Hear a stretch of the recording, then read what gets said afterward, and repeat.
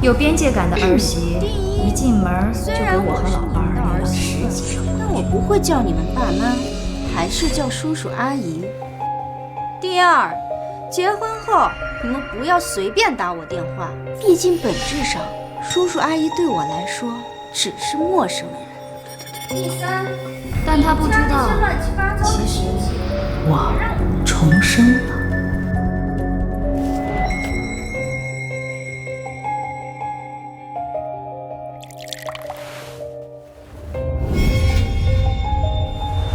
前世我老伴突发心梗，我不会开车。为了能尽快上医院抢救，我给住在隔壁小区的儿子打了电话。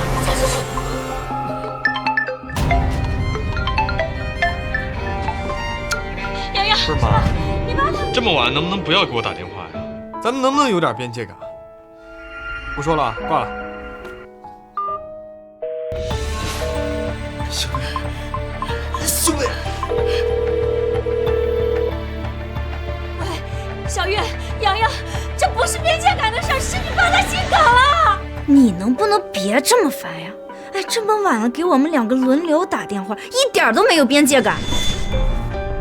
我就不该把电话号码告诉你，搅和的我和王阳离婚，你就满意了是不是？老婆，你别生气嘛，我爸妈他们年纪大了，没有边界感，一会儿我就把他电话给拉黑了啊！不要，洋洋，洋洋！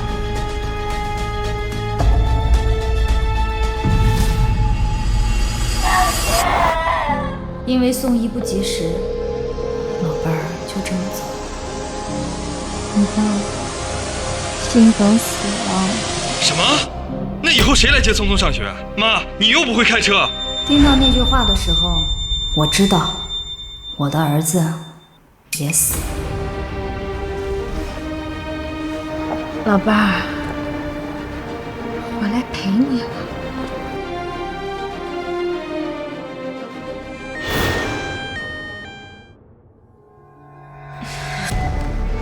叔叔阿姨，你们也别生气，我对任何人啊都这样。这人和人之间相处有边界感才是最舒服的。前世为了家和万事兴，我处处忍让，结果却害死了老伴儿和自己。既然重生了，那这辈子我就让你们知道什么是真正的边界感。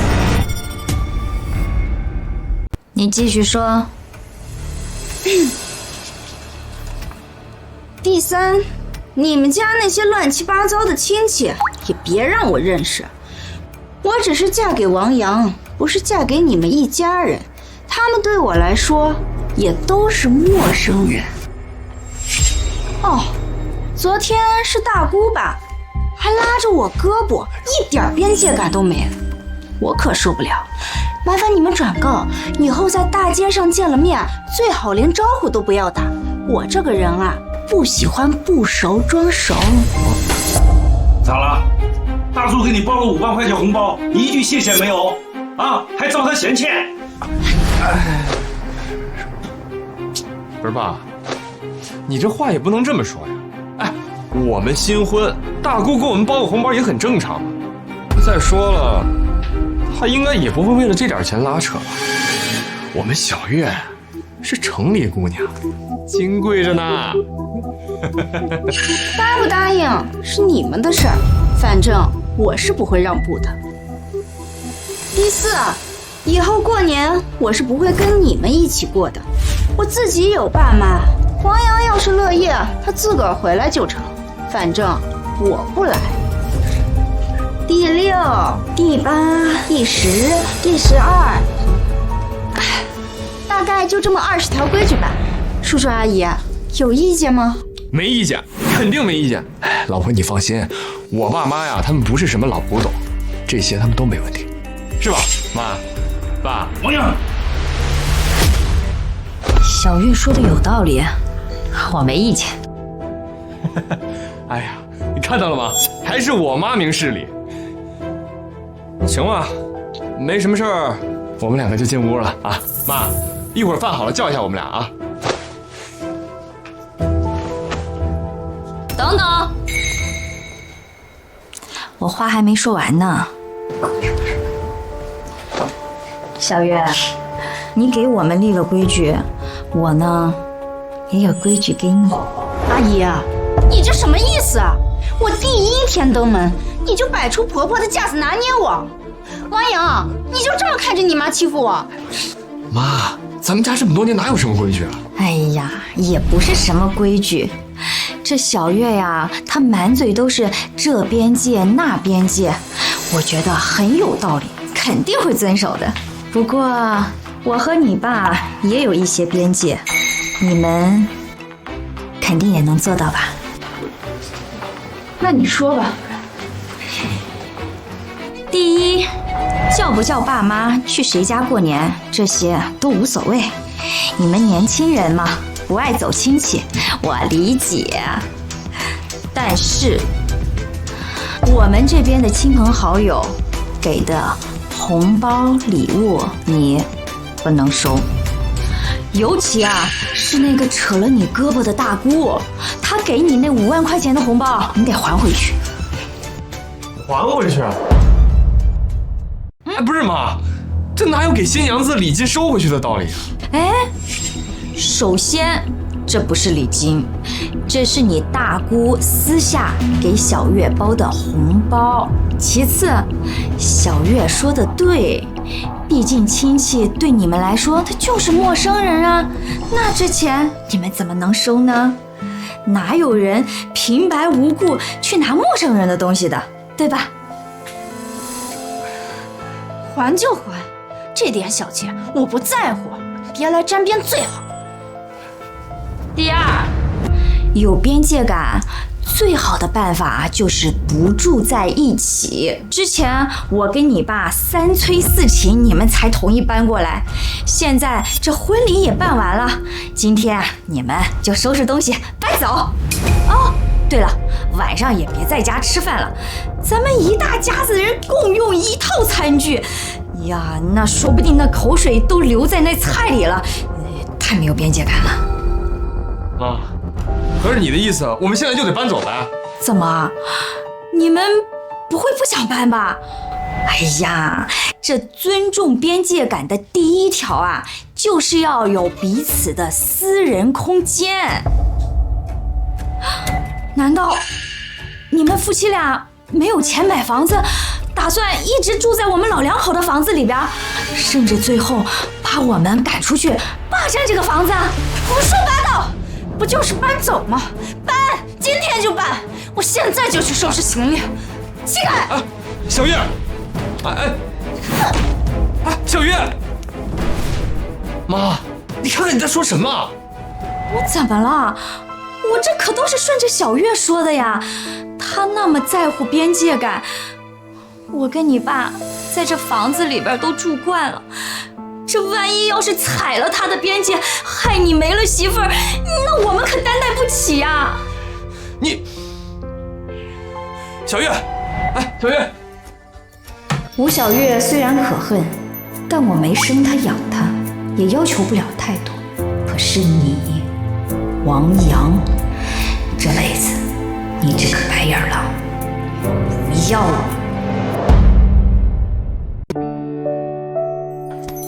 哎，你的手怎么这么凉？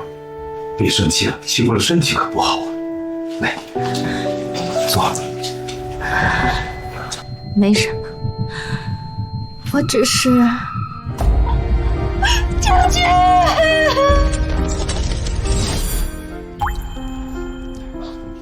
好啦，你不是总说只要他们小两口过得好，咱们2个老的忍一忍，没事的啊。你不是总说家和万事兴吗？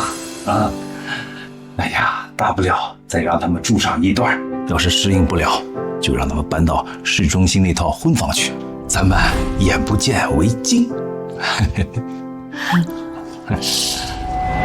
家和万事兴，好一个家和万事兴！上辈子我就是抱着家和万事兴的想法，和老伴儿一次又一次的妥协，可他们却越来越肆无忌惮。老伴儿喜欢的书房被砸了做衣帽间，我喜欢的开放式阳台也被改成了封闭式落地窗。孙子出生以后，我好心询问儿媳有没有母乳，却没想到她大发雷霆。小月，你是没有母乳了吗？你什么意思啊？我不喂母乳，我就不是好妈妈了啊！科学研究都表明了，奶粉一样有营养。再说，我的事儿是你该问的吗？还有没有一点边界感？王阳，你看看你妈！小月，我没有别的意思，我就是随口一问。妈，他们根本不听解释，不仅将我和老伴从住了10几年的房子里赶了出去，还让我们出去租房住。市中心那套婚房呀，小月她父母住着呢。你们呢，以后就出去租房住啊。洋洋，洋洋，让我们清静清静啊！洋洋，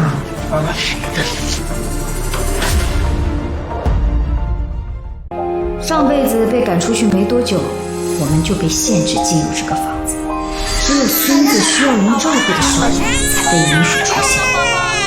他们需要我们的时候，就一口一个爸妈的喊着；我们需要他们的时候，就一口一个边界感的说着。不是妈，这么晚能不能不要给我打电话呀？咱们能不能有点边界感？不说了，挂了。到最后，甚至连老伴的性命都搭在了里面。秀梅，你怎么了？你身体不舒服啊？咱们现在就去医院好不好？郑军，我没事儿，就是这段时间准备婚礼太累了，没事儿啊。不过今天咱们可以去医院给你做一个全身检查吧。行，我都听你的。对了，秀梅，你真打算让他们搬出去啊？行，反正咱们当初买这2套房子，其中1套是给洋洋的婚房。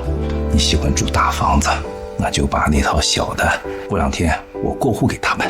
他们要是不喜欢，就卖了，大不了我们再添点钱，让他们买自己满意的房子。不过有件事儿你得听我的。什么？咱们2个虽然都有退休金，但是那点储蓄先藏着，别说。你呀，心太软。你总说一家人要互相包容，可是我总觉得他们呢，不太能靠得上啊。前世其实老伴一直比我更清醒，是我明白的太晚。这一世，我绝不重蹈覆辙，一定会让这2头白眼狼自食恶果。郑军，你说的我都懂，只是有一点我不同意。什么？房子不能过户，钱也不能给。你说什么？房子不给，钱也不给啊？他们不是一直吵吵着要独立，要有边界感吗？那咱们做父母的可不能打击孩子们的信心呀！你看啊，他们都快40了，让他们去闯呗。咱们就一条，儿孙自有儿孙福。走，咱们上医院检查去。好。哎呀，别看了，秀梅，你老伴的身体健康得很，怎么会心梗呢？非要让我反反复复的检查好多遍。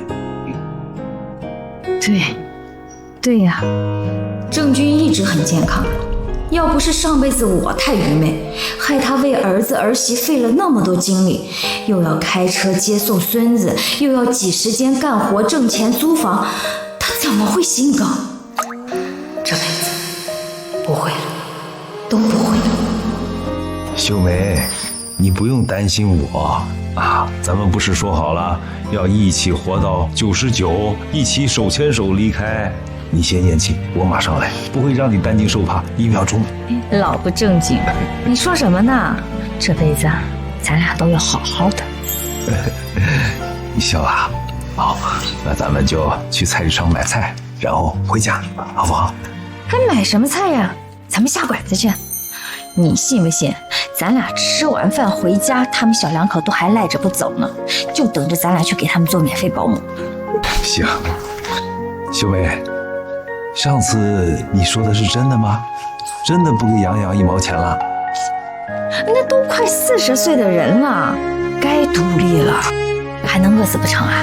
啊，走，咱吃饭去。好。那个鱼还真挺好吃。爸妈，你们怎么搞的？哎，都这个点了还不买菜回来，你要饿死我们啊！你什么态度跟我们说话？好，我不说。妈，你现在就去跟小叶道歉去，他已经把行李收拾好了，随时都要走，现在怎么劝都劝不住。放开！你再说一遍，谁给谁道歉？你居然敢打我！我打你又怎么了？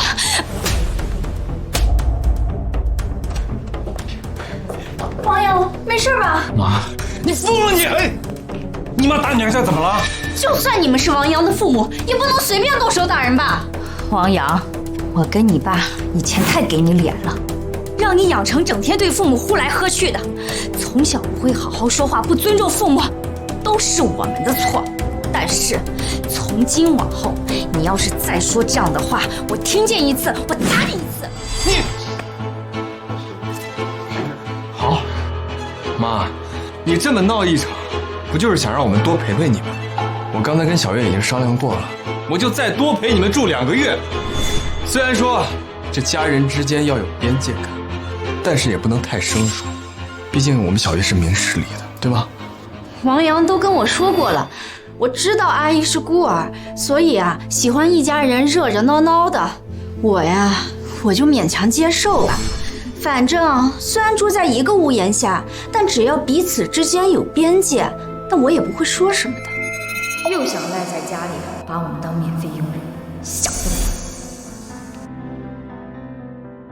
美！我以前呀，确实是这么想的，但是现在我想通了。我现在呀，就想和你爸平平安安的过日子。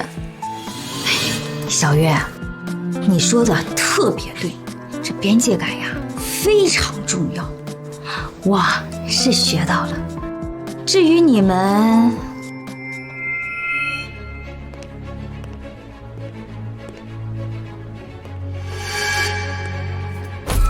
收拾了一上午，就收拾了这么2个包啊！你们不会真的不想搬走吧？难道你们说的边界感，就是让父母又当牛做马，又不让父母多说一个字啊？妈，你怎么能这么说我呢？我在你心里就是这样的人吗？看人啊，不能看人说了什么，要看这个人做了什么。你们嘴上把住在这个房子里说得像个恩赐似的，可是收拾个行李却磨磨唧唧的，那就别怪我怀疑你们的真实想法了。你注意你的态度。算了，一套破房子，当谁稀罕留下似的，没见过这么当妈的。不稀罕啊？那你搬走啊？搬就搬，我现在就去收拾行李。王阳，我们走。对，我们现在就搬走。我真没见过像你们这样的父母，你们就不稀得见到我好吗？告诉你们，我们走了之后，你们自生自灭，看谁给你们养老。走。没你们这2个吸血鬼来养老，我们当然有钱给自己养。秀梅，没事儿，我今天呀，非把他们从这个屋子赶出去不可。王阳，怎么了？你们是不是后悔了？哎，我告诉你们，就算你们现在跪下来求我们也不会在这儿住。跪求你啊？你想得美！我是问你们，这包里是什么东西啊？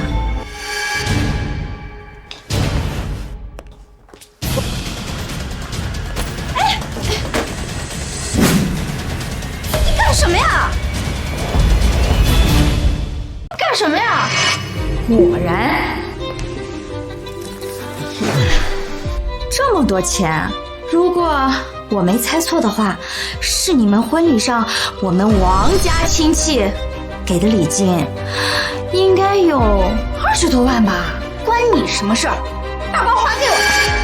这钱你们不能拿走。凭什么不能拿呀？这是我们婚礼的礼金，是给我们小两口的钱，我们怎么不能拿了？阿姨啊，您都多大岁数了，不会还贪这点小钱吧？有句话叫为老不尊，您别掉钱眼里。你怎么跟长辈说话的？我当然不至于贪这些小钱，但是小月呀，你呀是嫁给了王阳，又不是嫁给了一大家子亲戚，他们对你来说那可都是陌生人，你不屑于跟他们结交的，这可是你说的吧？那既然如此，那亲戚们的钱，那你也不能收啊，对不对？哎妈，这不一样啊，这怎么不一样啊？你大姑给你包了5万块钱啊，你媳妇儿嫌她碰了自己的胳膊，花了钱还不讨好，还招人嫌弃。哎，你们拿这钱，你们不觉得烫手吗？还是说，虽然你们不想跟亲戚来往交流，但是亲戚们的钱，你们还是要照拿不误啊？王阳，你爸妈就是这么欺负我的，我再也不回来了。小月，妈，爸，你们就这么对我是吧？我告诉你们，你们这辈子都别想要孙子了，永远别想！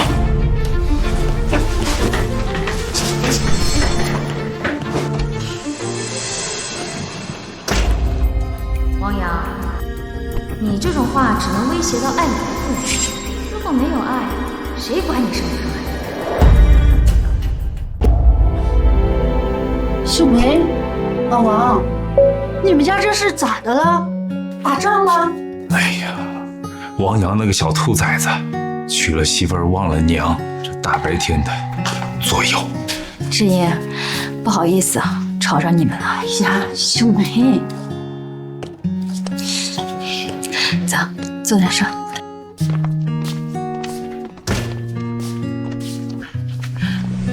咱们俩在一个办公室当了几10年的同事，又是邻居，你看你还说这些，见外了不是？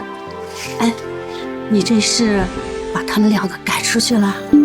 他娶的那个媳妇儿，刚上门就给我和老伴立了一堆规矩，说我们要是跟他们住在一起的话，说什么要边界感。那既然如此，还不如不住在一块儿。王阳还年轻，被媳妇儿唬住了也难免，只要聊开了，还是一家人嘛。媳妇儿说什么，我强求不了，毕竟人家不是我养的。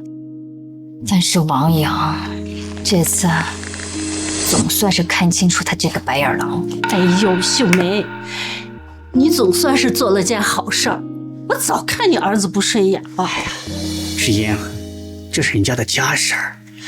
秀梅啊，你先别往心里去。洋洋和小月都是好孩子，志英她就是嘴碎。我说错啥了？秀梅啊，咱们俩多少年的朋友了，我一直就跟你说，你一个当婆婆当妈的，你甘愿当牛做马无所谓，可不能让一个小辈儿对着你们俩吆五喝六的呀。只是我一说这个，你就生我的气。志英，以前呀是我脑子太糊涂，我现在发现呀，你说的都对，太对了。你说的都对，太对了。上辈子志英就劝过我很多次，只可惜超市的冻酒茄子这2天特便宜，咱们都买。秀梅，秀梅，你回来了，是不是洋洋让你搬回来住的？他们让我回来带孙子。带孙子？你都让那个小白眼狼扫地出门了，你还给人带孩子？你别让王阳管你叫妈了，管你叫孙子得了。志英，你别这么说他们嘛，这毕竟都是一家人，家和万事兴啊。你，秀梅啊，你摸着良心数数，我为了你，跟那个小白眼狼吵了多少次公道，那倒显得我里外不是人。行，你带孙子吧，就当咱俩从来没认识过。走。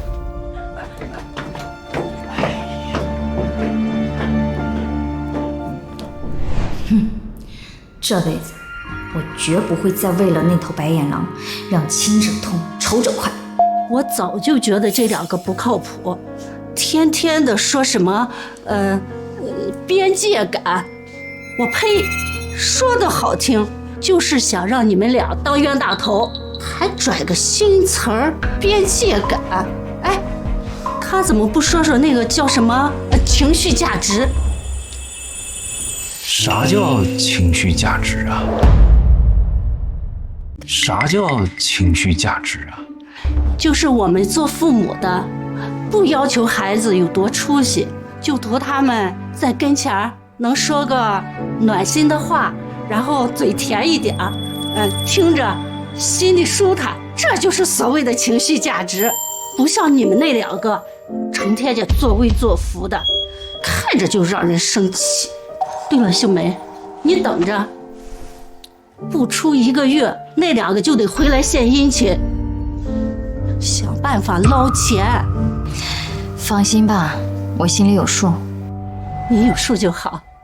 那好，我们俩就先回去了，有事儿你就说话，我给你做主。谢谢你啊，知音。谢什么谢？咱们俩那么多年的关系了，有一句话就行啊。走了。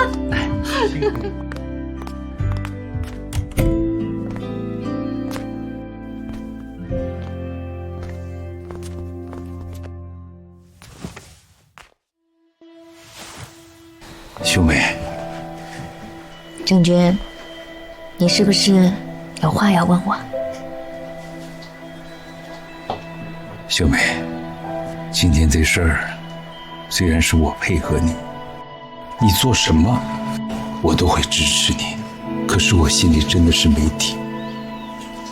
你把杨洋赶出去，到底是真心的还是在赌气？真心的。你怎么突然就转性了呢？突然吗？我死过一次，才彻底看清王阳和吴小月的真面目，这是我付出生命得来的教训。可能是我突然想明白了很多事情。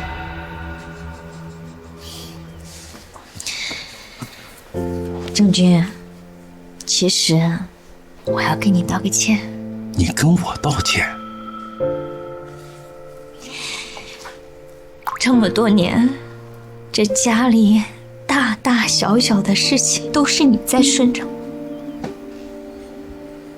就连当年我查出来不孕，也是你安慰我，跟我说没有孩子咱们也能过。是我非要去孤儿院领养王阳，也是我心疼王阳，打小他心脏不好，我就宠爱他溺爱他，我就把他养成了这么一个六亲不认的白眼狼。秀梅，你没错，我知道你是个孤儿，你从小就想有一个属于自己的家。当初我们去福利院，本来是想领养一个小姑娘，可是经过王阳的时候，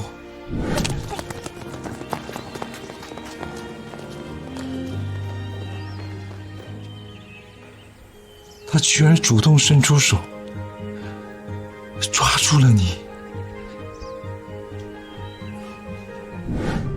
那个时候，我就在想，这个孩子可能跟我们有缘。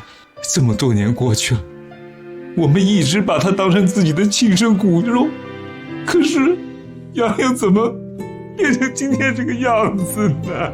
或许啊，咱们从来都没有看清过他。我现在啊，是想明白了，这命里没有的东西就不能够强求。我本来就没有亲缘，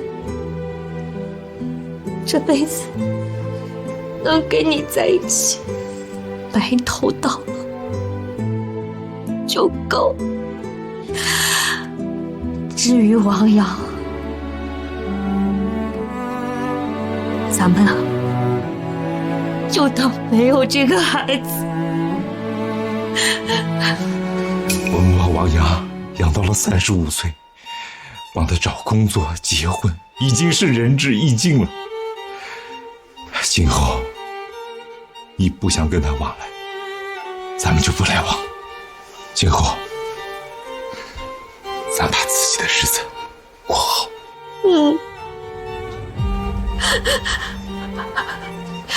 我只是怕树欲静而风不止。你这是什么意思？咱们都把话说到这个份儿上了，他还真的还有脸回来吗？那可说不准。是您说的对，郑局，咱们得准备着，这事儿肯定还没完。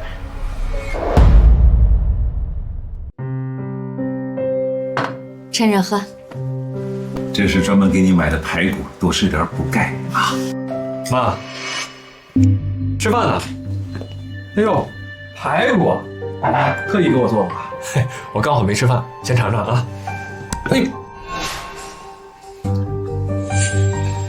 不是妈，你什么意思呀？饭都不让人吃了？是给你做的饭吗？你凭什么吃啊？王阳，我们不是都说清楚了吗？你们小两口自己过自己的，不要回来打扰我们。爸，这好歹也是我生活了35年的地方，我还不能回来吗？我之前啊和小月说话是有点冲动，不过我们都已经商量好啊，之后我们就搬回家住，回家还是方便嘛。再说了，我这个当儿子的，平时就应该多陪伴陪伴你们，孝顺孝顺你们，是吧妈？郑军，下午就找个锁匠把大门的锁给换了啊！什么不三不四的人都开门进来，家里太不安全。成。哎，不是妈，我都道歉了，你们怎么还这样？哎，你们真的把我赶出家门吗？我就没见过你们这么做父母的。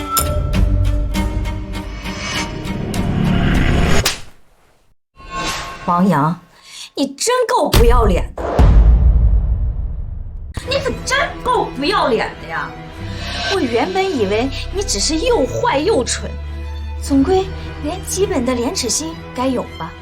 但我没有想到你居然这么不要脸，为了能够搬回来，连我之前说那么明白的话都可以装作听不见。妈，我是真没想到，你还在为之前那点小事跟我生气。你是我的妈，你怎么就这么小心眼？哎，小月不过是给你们立了几条规矩，这家人之间保持点边界感，不是挺好的吗？你真要为了这么点小事儿，看到我跟我爸反目，逼着我们俩离婚，你才满意是吧？王阳，不会说话就给我滚出去！我说的哪里错了？到底是谁没有边界感？一直得寸进尺的难道不是你们吗？你难道忘了你走之前不是指着鼻子威胁我们，让我们自生自灭吗？那些都是气话，咱们一家人，你别当真啊！哦，你能说得出口，我们凭什么不能当真呢？什么叫边界感？就是你们要钱给钱，要房给房，我跟你爸给你们当保姆还不能说一个不字，这才叫边界感吗？不是你们胡说八道什么呢？那是吴小月她个人的生活习惯，跟我有什么关系啊？我们毕竟刚结婚，那我向着她点不是很正常吗？你不要往你媳妇头上推，小月我们说不着，我们就说你王阳，我们养了你10多年了，这10多年来啊，我们每个月都贴补你啊，你有花过1分钱给我们买礼物吗？我养你还不如养一条狗！你说什么呢你？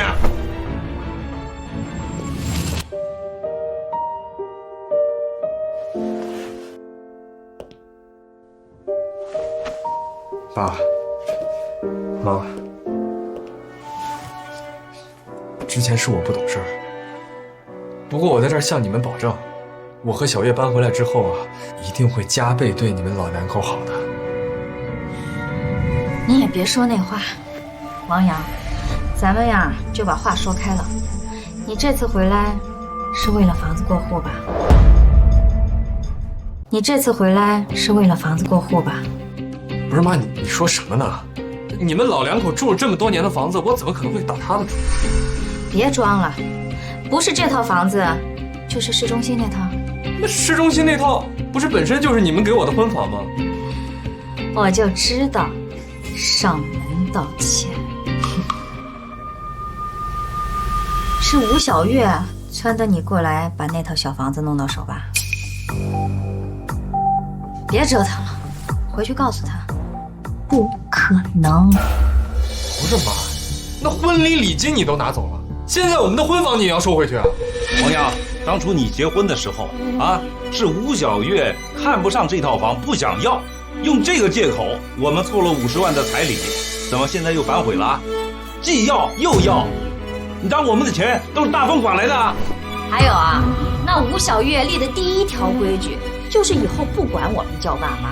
那我跟你爸对他来说，本质上那就是陌生人。我们真金白银买的房子，为什么要给陌生人呀？那他吴小月不住，那我还不能住吗？哎，你把婚房收走，我们住哪儿啊？王阳，你都工作10几年了啊，我们都没看过你1分钱，你的钱去哪儿了？我不知道，反正我没钱。你们今天要是不给我婚房，我就只能露宿街头了。想住我们的房子，行。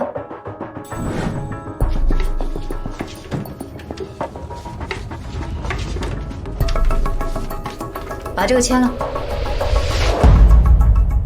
把这个签了。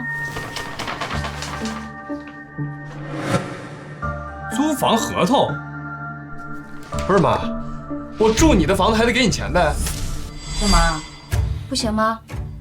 从你们半个月前一直要搬走，我就知道你还会回来，所以我早早的都打印了合同，在这儿等着你呢。想住我们的房子可以把这个合同签了，以后啊每月交房租。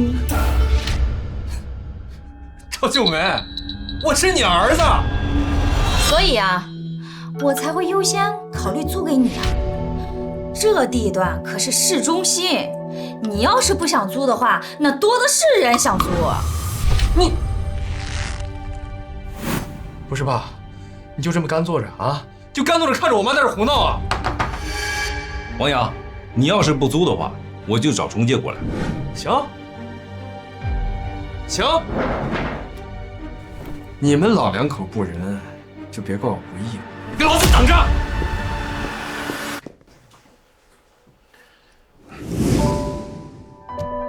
刚才王阳进门的时候，我还以为他是真心回来道歉的，没想到还是被那个吴小月撺掇的，盯上了咱们的房子。你说这个吴小月呀，她到底怎么想的？我们是她的公婆，又不是阶级敌人，啊！这个嘴上说的边界感，手里拼命的就想捞钱。他这个呀，就是典型的既要还要。他要真能做到，那是他的本事。我不恨他，我只恨啊，养了这么个儿子。王阳，这个臭小子，我现在就找人换锁。是时候把王阳这条心安理得的吸血虫彻底拔下来。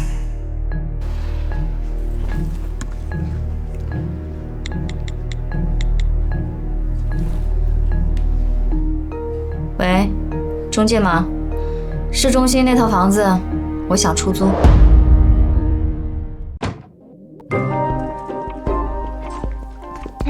怎么样？你妈同意我们回去住了吗？我都想好了，等我们回去住，这套婚房我就让我娘家人住进来。没有，我爸妈他们还在气头上。我怎么跟你说的呀？让你一定要低声下气的道歉。哎，算了，回不去就回不去，那就让你妈把这套房子过户到咱们名下，咱们住的也安心点。他也不同意。你说什么？我把你提的都跟我妈说了，可是我妈死活不同意过户。她说，如果我要继续住这个房子的话，必须跟她签租赁合同，每个月给她租金。我又没工作，你又不挣几个钱，要是有钱交房租，我还用得着惦记你们家的房子？哎呀，你个废物，这点事都办不好。那你也不能全怪我呀，我怎么知道我妈这么狠心，这么对待她自己的儿子？哎，小月，你也别太生气了，咱们改天一块儿过去跟我妈道个歉，给她个台阶儿。我妈她是个孤儿，她喜欢一家人热热闹闹的，所以不会闹僵的。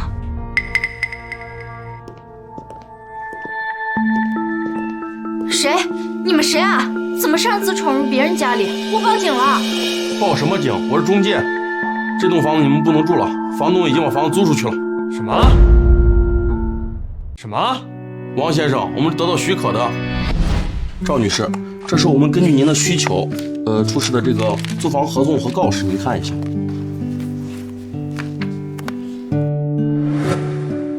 挺好。但是那个赵女士有一句话，我不知该不该问。没事儿，尽管问。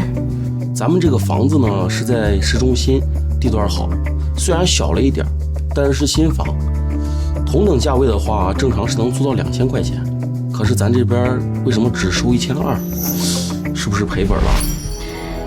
钱对于我来说并不重要，我降低价格就是为了快点把房子租出去，越快越好。不过我有一个额外要求。您说。那套房子现在里面住的有人，麻烦你们在出租之前把里面的人和东西一起清空。好的。王先生，您母亲今天中午已经全权委托我把这栋房子已经出租了，这个是租房合同，您过目一下。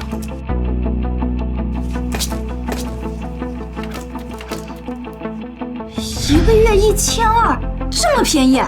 你妈疯了！我妈给我的租房合同上写着1个月租金2500。你妈这是要把我们逼上绝路啊！王先生，既然确定了这栋房子你们现在就不能住了，立刻搬走，否则我就要采取强制措施了。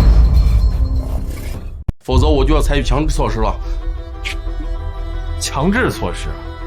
哎，我没听错吧？你一个中介知不知道这个房子是谁的呀？这是我妈给我的婚房，懂吗？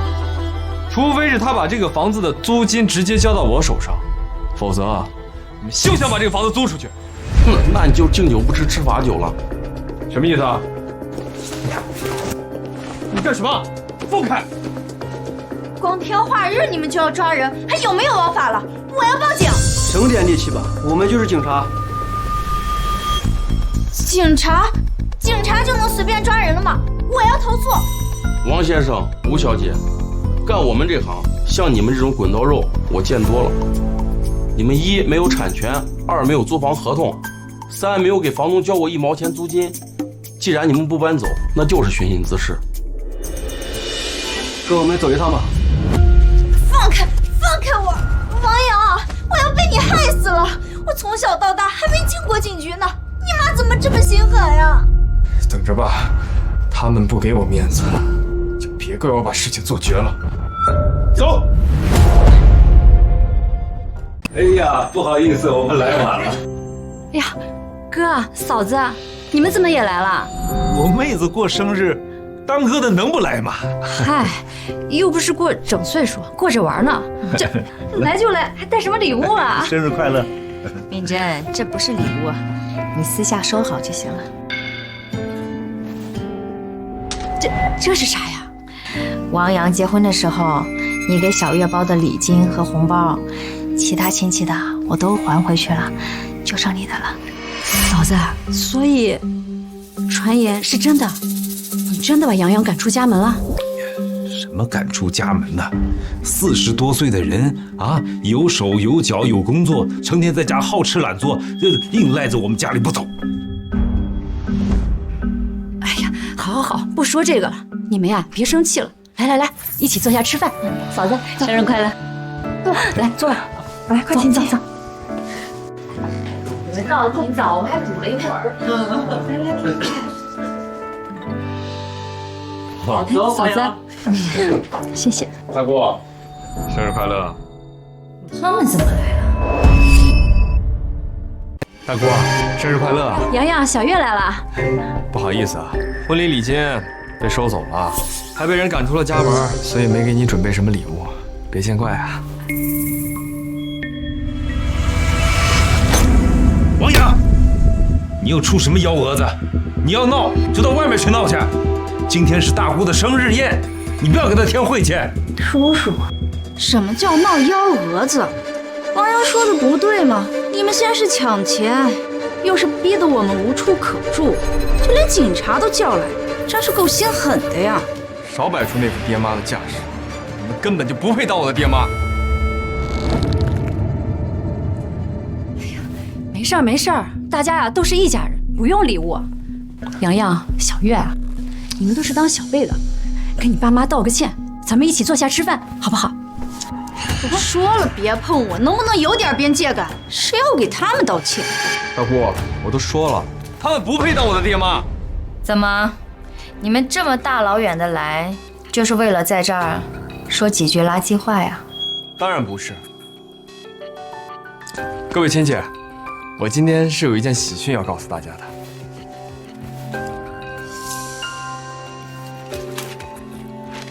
小月怀孕了。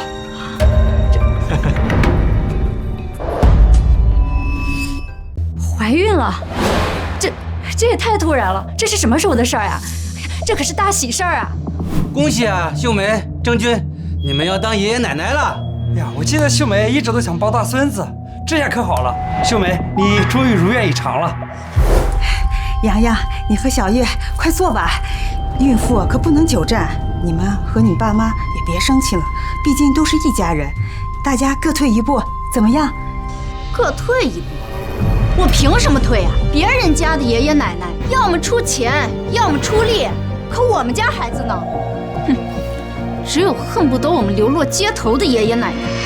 就是，要不是人家小月父母说要帮我们照顾孩子，我们这未出世的孩子呀，怕是要没人管喽。要我们出钱出力，这是点我们。点就点吧，反正这辈子吃力不讨好的事情，我绝对不会再做。至于吴小月的父母，那可是一对吃人不吐骨头的笑面虎啊！我给你包个橘子。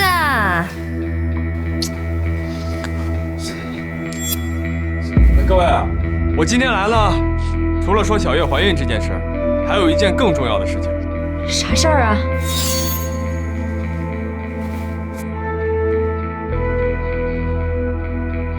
我要跟他们断绝关系。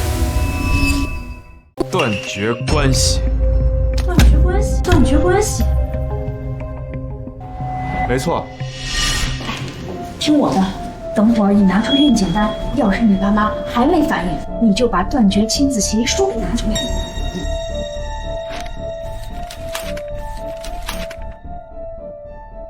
你哪来的这协议书？真的假的呀？当然是真的了，我特意找律师起草的，弄个假的能糊弄过人吗？哎，等你一威胁跟他们断绝关系，满屋子的亲戚肯定会对你父母的极品行为指指点点，到时候他们肯定会向咱们低头，我们就可以趁机把房子要到手了。老婆，还是你聪明。可要是我妈，她真的签了这个合同怎么办啊？哎呀，不可能！这个年纪的老人啊，一最在乎名誉，二最在乎子女，在场那么多亲戚呢，他肯定会承受不住压力，向我们妥协。爸妈，你们别怪我，是你们先逼我的。我说呢，平白无故找上门来，原来是想拿其他亲戚来压我，算盘打得挺好，可惜太不像话了。是啊，我爸妈确实是越老越糊涂，越来越不像话了。说的就是你，王阳，你太不像话了。什么？二伯，我哪里不像话了？王阳，你都35岁了，不是个孩子了，断绝关系这种话能挂在嘴上吗？就是你爸妈对你怎么样，我们都看在眼里，含在嘴里怕化了，捧在手里怕掉了。没想到你竟然能说出跟他们断绝关系。你不会是看你父母现在岁数大了，故意这么说？你们怎么能这么不分黑白？哟，小月，在婚礼现场上你就没有给我们好脸色看，现在这个意思，你想让我们替你做主吗？你们不是天天嚷嚷着什么边界感吗？不让你们和父母住在一起，这不刚好随了你们的心愿吗？现在又来诉什么苦？王阳、小月，你们这算盘呀打得可真好。你们不想想啊，你从小就没大没小，不尊重父母。这小月呀对人的态度啊，大家都是有目共睹的。谁不知道你们两个是什么货色呀？想用亲戚来压我们，你们呀真的是一点脑子都没有啊！大姑，你小时候最疼我了，你帮我说句公道话呀！真是白疼了你这么多年。别叫我大哥，你知道吗？就上周我在大街上碰到他俩吃快餐，我好心好意请他俩去我家吃一顿，结果呢，小月她在大街上指着鼻子骂我没有边界感，她还说吃什么垃圾食品是她的自由。我长这么大从来没被人这么嫌弃过。高瑶吕洞宾，自己都是怀孕的人了，还吃垃圾食品？不是的，我不是这个意思。妹子，让你受委屈了。他能给我受什么委屈啊？不来往就是。可是，最让我生气的是王阳。王阳，你现在想起来，我打小最疼你。但是那天在大街上，小月当众骂我，你还记得你当时说了什么吗？这都是过去的事了，大姑，我跟你道歉还不成？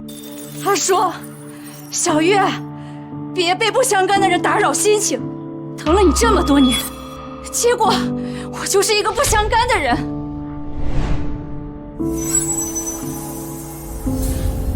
哎，妈，别叫我妈，我嫌恶心。你说大姑是不相干的人，那我呢？啊？我养了你35年，我对你照顾的无微不至，你现在为了逼我给你钱、给你房子，居然用断绝关系来威胁我。妈，我知道错了，我真的知道错了。既然你那么想断绝关系，好，我成全你。不要！今天各位都在场，正好给我做个见证。我赵秀梅和王阳正式断绝亲子关系，从今往后我没有这个儿子了。妈，你怎么真签字啊？你疯了！我看你才真疯了呢，居然有脸把这个协议拿出来，还不敢让人家签呢。反正我们在你的心里已经不是亲人了，你现在着急是为了那2套房子啊！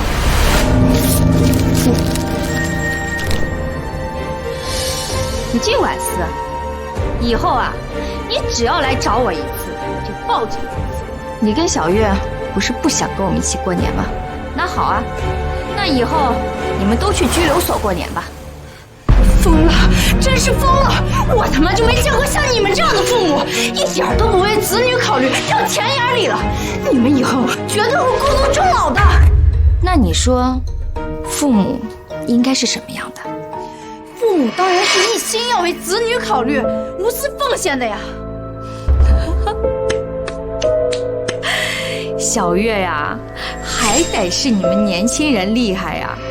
我跟你谈感情，你跟我谈边界，哦，发现这边界呀占不到便宜了，又回头来跟我谈感情，这好话坏话都被你们说了呀！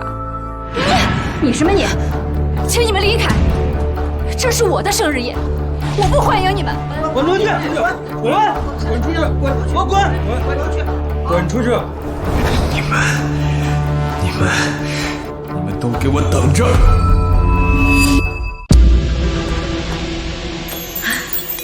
总算结束。明真，对不起啊，好好的一个生日宴，把你弄成这个样子。这不关你们的事儿，都是那2个小白眼狼的错。就是啊，秀梅，刚才他们都说了一堆乱七八糟的话，你可别放在心上。什么无私奉献，什么孤独终老，都是胡说八道的。你放心，我不会放在心上的。无私奉献的父母，上辈子我也当过了，最后的结局可比孤独终老惨多了。你真是逆子！郑钧、秀梅，你们不要太过伤心了。王阳的逆子身在福中不知福，以后有他受的。我没事儿，我就是担心秀梅。秀梅，你没事吧？真的没事儿，我已经想通了，可能不是我们做错了什么。这养孩子，他就像是在赌博。你就是养得像王阳这样的坏种，你就是给他2条命，他也嫌你的血脏了他的鞋子，他还嫌你的死给他添麻烦了呢。所以呀，我不赌了。况且，这辈子跟你在一块儿，怎么能是孤独终老呢？咱们呀，是白头偕老。小月，你看你出的鬼主意，还断绝关系，这下好，我妈真把心意签了。这能怪我吗？我问你的时候，你信誓旦旦说什么从小到大家里的亲戚都疼你，肯定会向着你说话。哎，结果呢？你是不是没脑子呀？别人讨厌你，你都看不出来。让人别人讨厌的事让你。你说什么？哦，没什么，我是说你别生气，别伤到在一起啊。嫁给你，我真是倒了8辈子霉了。别人家的父母都是托举，就你父母是累赘。我现在还怀了孕，你爸妈要是不帮我们带孩子，这孩子生下来怎么办呀？那不是还有你爸妈的吗？我爸妈帮帮忙还行，哪有公公婆婆好好的，让岳父岳母伺候媳妇儿的？你要是敢打这个主意，咱们就离婚。可我现在都跟我妈断绝关系了，我还能怎么办啊？我听出来了，其实你爸妈就是怪你要和他们断绝关系，伤了心才会一冲动签了字。只要我们之后服个软，房子还是有机会拿到。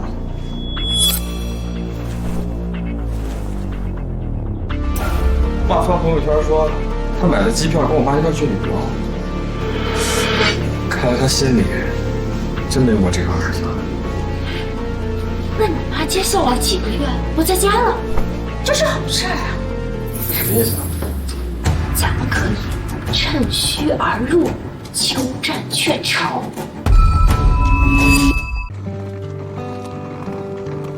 秀梅、郑钧，你们可回来了。是啊，这一辈子省吃俭用为了孩子，现在撒开手，我才发现，退休生活多快活呀！真的是出了门旅游一趟，才知道这个世界有多大呢。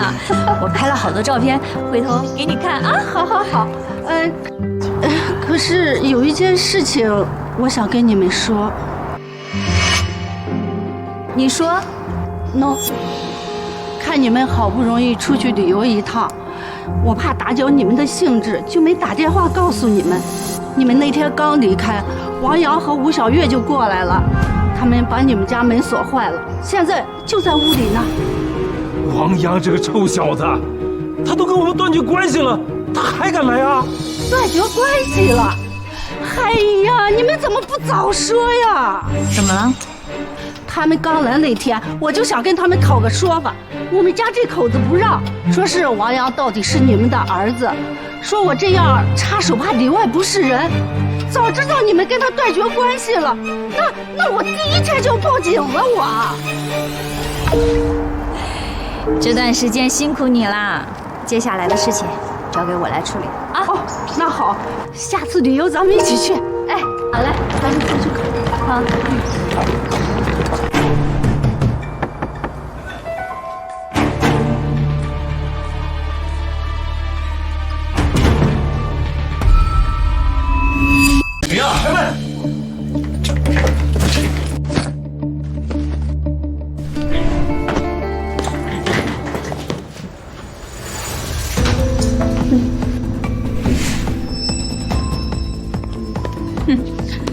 才知道回来呀？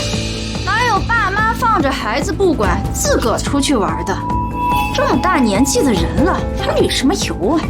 小月，爸妈，小月她就是刀子嘴豆腐心，说的话你们别往心里去啊。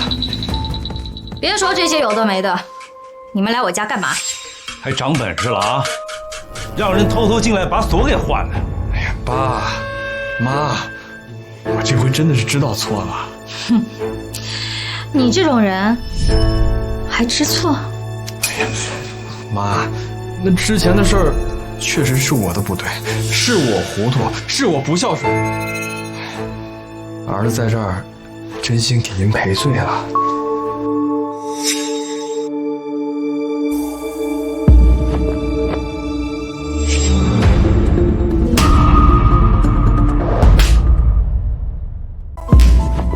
你这是干什么？快起来！爸妈，你们之前教育我，教育的对，你们把我从小养大不容易，我就让你再生气，也不能把这气撒到你们身上。妈，儿子这次是真心悔过，真心悔过。不该独立起来，好好工作，用你挣的钱买车买房，养你的老婆和孩子吗？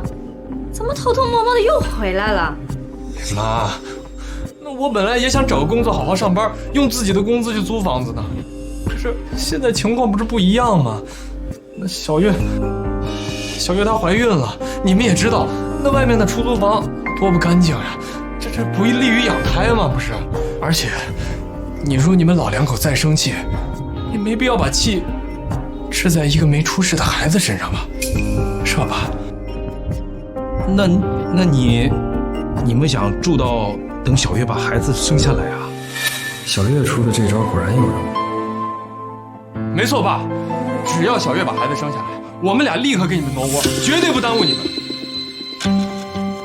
妈，哎呀，妈。您之前不是说了吗？咱们家里有一个孩子热热闹闹的，这以后呀，你们老两口就不用再羡慕别家有孙子孙女了，咱们在一块儿也能享受天伦之乐嘛。果然，没经历过上辈子的惨剧，郑钧还是心软了。没办法，人老了就会想抱孙子，况且聪聪确实乖巧可爱，可惜，你看，心梗死了。什么？那以后谁来接聪聪上学？妈，你又不会开车。我绝对不会再被亲情看住脚，长痛不如短痛，干脆就趁现在割舍了。说完了吗？妈，你别叫我妈，我们现在已经没关系了，以后你就跟小月一样叫我阿姨吧。是，你这。哼。王阳，你说你是独生子，谁信啊？不知道的还以为你爸妈在外头有好几个私生子呢。你这丫头怎么说话的？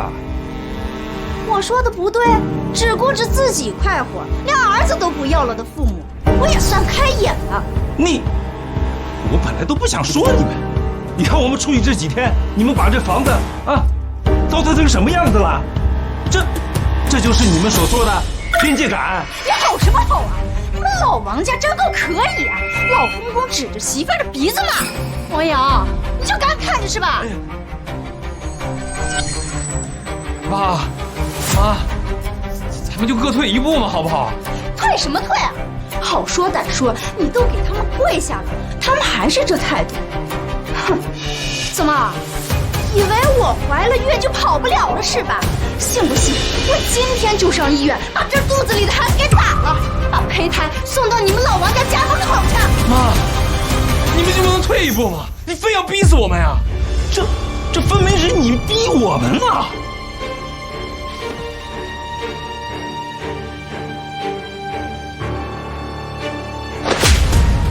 没大没小。我跟你说过，这样的话你说一次我就打你一次，你还打人！我现在就去断胎，行？你现在就去。你现在就去！你欺人太甚！我这不都是顺着你在说吗？小月啊，你是孩子的妈妈，你又是一个成年人，这打不打胎还是你自己做主啊。我可是个有边界感的人，我不会干涉你的。不是妈，你说什么呢？我告诉你，今天要是孩子没了，我他妈也不活！够了，省省眼泪吧。我已经报警了。报警？以前的事儿吧，都是一些小打小闹，但是现在，我和王阳已经断绝关系，和你们再无瓜葛。你们私自上门换我家的锁，属于私闯民宅，你们犯法了。喂，110吗？开门！我要报警，有人私闯民宅。妈，你一定要把事情做这么绝情吗？成年人就应该敢做敢当，啊！从你们踏进我房子的这一刻起，就应该想到会有这样的后果。你们不要老想着拿捏我们，我们又不是傻子。好了，你们赶紧收拾东西走人吧，省得以后我们见面难看。我不走，我不走！你肯定是在虚张声势，我就不信我是孕妇，你真敢报警！没事。谁报的警？我，他们俩私闯民宅，铐上带走。哎，等一下，警察同志，这都是误会啊！我是他们的儿子，这是我们自己家，不存在什么私闯民宅啊！王阳，你快让你爸妈说句话呀！这跟寻衅滋事不一样，私闯民宅可是要上答案的。这要是真被抓了，以后我们的孩子考不了公啊！啊，说句话嘛。让我说句话呀。倒是有句话要说。你把我房子弄成这样啊，你得赔我清洁费500块钱。妈，你警察辛苦了。不辛苦，带走。哎，放开我！走，妈！我是孕妇啊！别动！我可是孕妇，放开我！放开我！走。老实点！放开我！哎，我可是孕妇！别动我！我肚子里可有孩子，我要说的是轻点！老实点！你这么做会后悔的！放开我！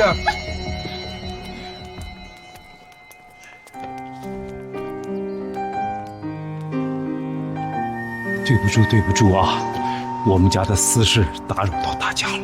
没事没事，你们真报警了，该对他们这样。秀梅啊，你这会不会做的太绝了？到底是一家人吗？秀梅，你笑啥？没什么，我只是在想。这王阳和吴小月肯定也是这么想的，不管他们做的有多过分，肯定都不会遭报应。毕竟我们都是一家人嘛。我呀，肯定不会翻脸。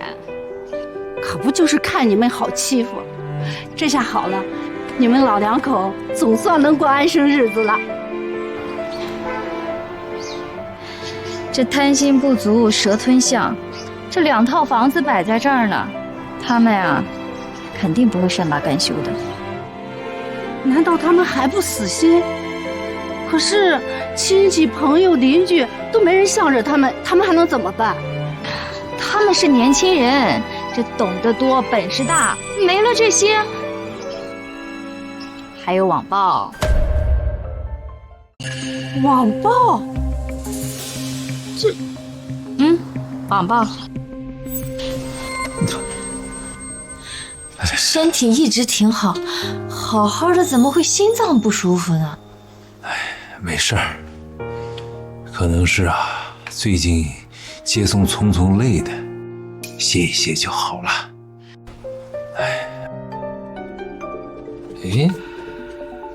最近怎么手机老响啊？我也不知道。喂，恶婆婆都是女人，非要折磨儿媳，你这种人就是女人之耻，去死吧！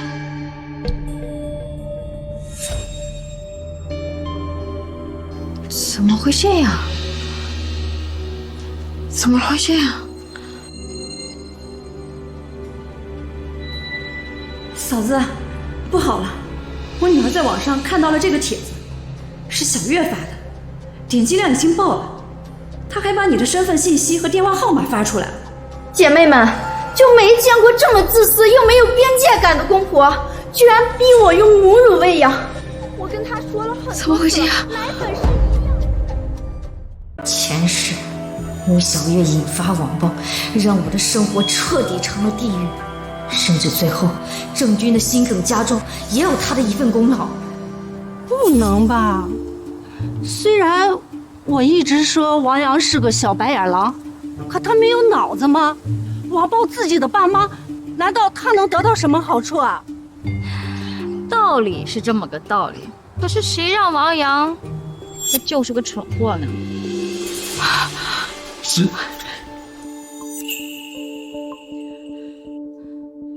喂，洋洋，那小月在网上发那帖子是什么意思呀？啊，那好多人打电话发短信的骂我呢。哎妈，您别大惊小怪的，小月她就是抱怨一下，泄泄愤就好了。你现在让她删帖，她又要生气了。妈，你就忍一忍。我大惊小怪？自从你们结婚以后啊，你们说什么就是什么。你们说过年不回来，我们也愿意。你们要边界感，我们也给了你啊。那小月现在她为了一句话，那引导网上网暴我们，这是要把我们往死路上逼呀！妈，你这话说的太过分了，谁逼你们了？哎，你们就爱小题大做。岳父岳母对我没那么多要求，跟他们在一起我舒服。为什么不回来跟你过年啊？你心里不清楚吗？洋洋，挂了。洋洋，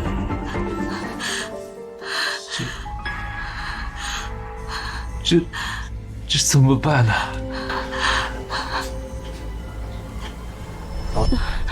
那怎么办？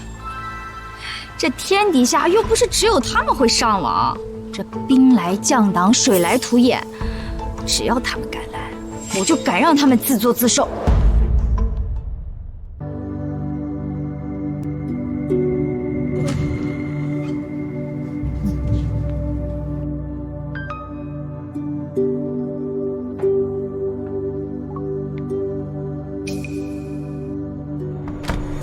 神经病！奇怪，为什么这几天总有这些莫名其妙的人给我发这种诅咒的短信呢？看来王阳和吴小月忍不住动手了。谁知道呢？那估计啊，那就是那些诈骗信息，他们就是给你发这种信息让你回复，你别回复就行了啊。行。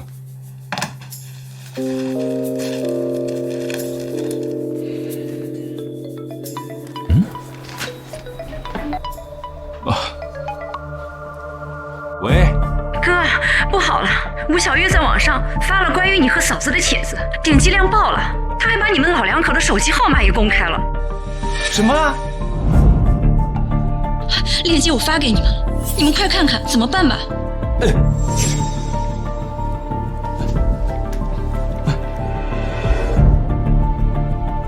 姐妹们，结婚前一定要擦亮眼，避免遇见极品公婆。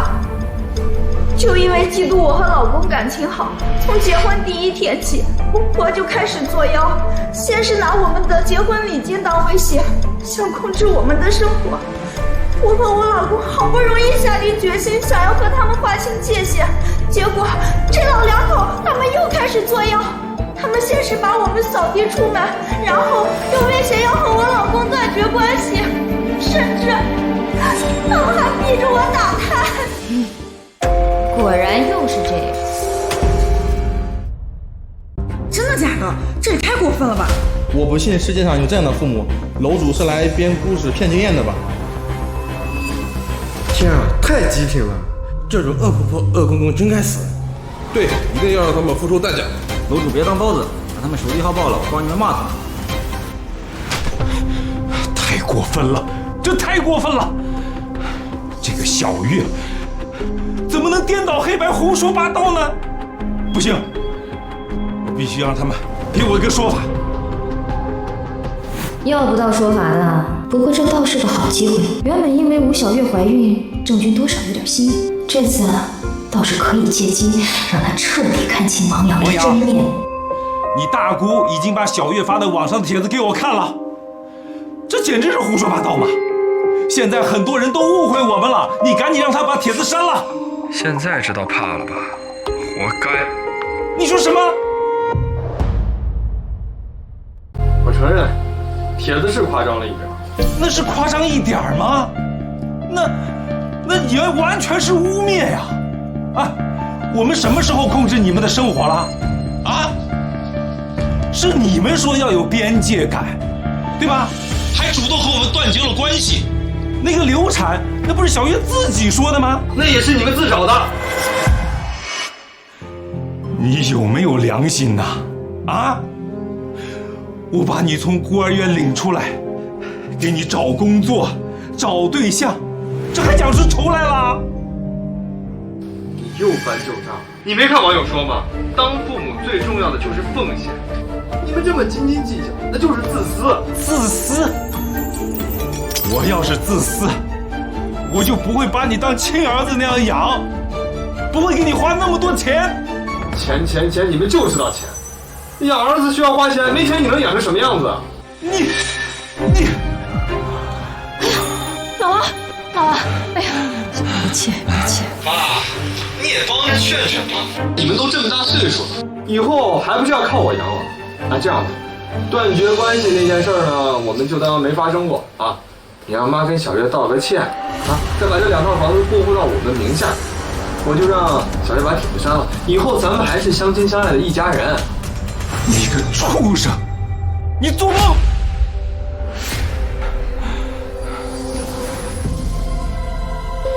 王阳挂了。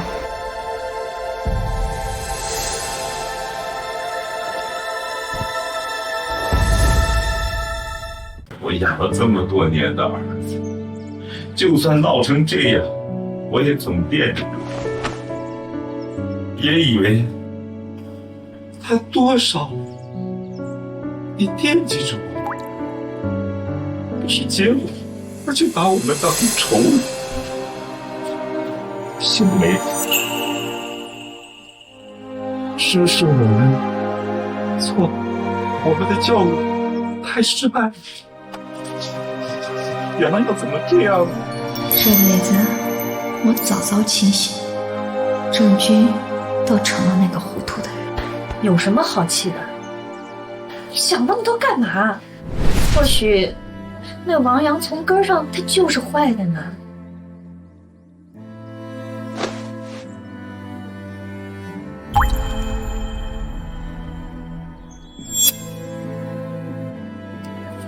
难道我们就要莫名其妙的挨骂吗？那有什么办法？互联网上的事儿，咱们这岁数大的呀，确实是不懂。那吴小玉，她不就是看准了这一点，才敢这么肆无忌惮的造谣吗？那我们就什么也不做？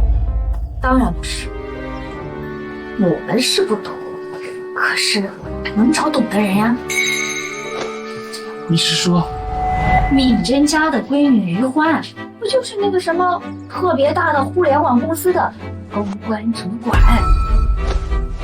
对呀，欢，我现在就去找他。走，走。来了，谁呀？大晚上的。舅妈、舅舅，来，快请进。舅舅、舅妈，你们怎么来了？欢欢，舅舅舅妈想请你帮个忙。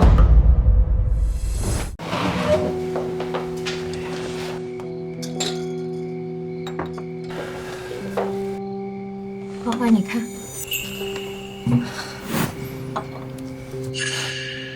原来如此，好啊，这个吴小月真够毒的，婆媳关系、亲子关系，这可都是热点话题。他故意颠倒黑白，就是为了煽动网友的情绪，让他们对你们进行网暴。欢欢，现在怎么办呢？没事儿，咱们都是一家人，这事交给我，我这就去给你们发澄清帖。澄清？那网友们能相信吗？吴小月毕竟是有照片，虽然是移花接木，但是网友都是视觉动物，我们最好也能拿出证据。我有证据。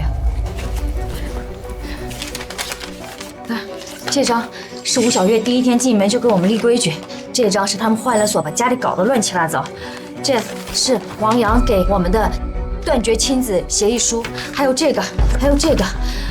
要是这些还不够呀，我还有他们威胁我们2个把那2套房子过户给他的录音。够了，没想到舅妈你留痕意识这么强。小美，这些照片你啥时候拍的呀？既然重生了，那上辈子发生过的事儿，我当然会提前做好防范。这小月第一次上门给我们立规矩的时候，我就觉得不正常，我就留了个心眼儿，总归有备无患嘛。有备无患？我的天爷呀！对付自己儿子还要用兵法，这儿子没有也罢。看来这次郑军是彻底对王阳死了心了。欢欢，这些够吗？够了，有了这些照片，我保证他吃不了兜着走。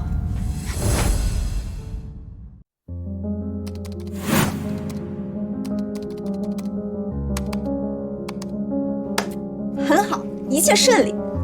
哎，你爸妈那边咋说？我爸还生气着呢，我从来没见他这么生气过，把我的电话都拉黑了。正常，这说明他们被骂得受不了了，硬气不了多久就该服软了。哎呀，这网暴，就连经常上网的年轻人都有撑不住自杀的，更何况2个老年人。小月呀，还是你聪明。汪洋啊，不管怎么说，那可是你爸妈，你之后不会嫌我恶毒吧？不会的。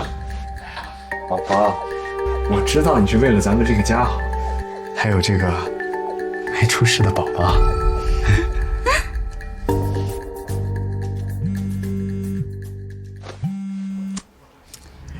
喂，找谁？你们2个太无耻了，一对奸夫淫妇，拿我们的正义感当枪使，去死吧你们！怎么回事啊？不好，不是，我是热帖极品公婆里的当事人，你们都被骗了。第一，我们老2口绝没有控制、逼迫2个年轻人的意思，是他们一大把年纪了，还在家里啃老，却没有啃老的态度。光是规矩就给我们立了几10条，但是自己却做不到。第二，断绝关系是他们小夫妻自己提出，我们顺势答应，也并不是想把他们给逼上绝路，是想让他们学会自力更生。第三，从头到尾，这对小夫妻所做的一切都是贪图我们老2口名下的2栋房子。以下是相关的照片、录音证据。完了。最后，我想重申，尽管他们为了钱发帖引发网暴，但是出于亲情，我们老2口最开始也是不打算回击的。可我们实在是不忍心看到广大网友朴素的正义感被恶人利用，因此特意发帖澄清。到底怎么回事？不要再打电话过来了！我不要！来，干杯！热烈庆祝网暴事件圆满解决。好。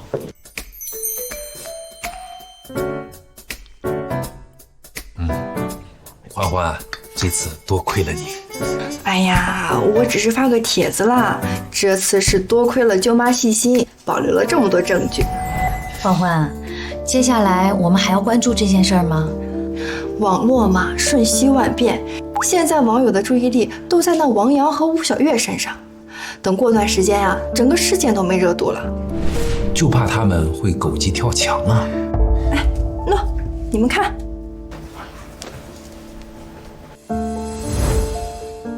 王阳在帖子上面上蹿下跳，就是在平息网友的怒火。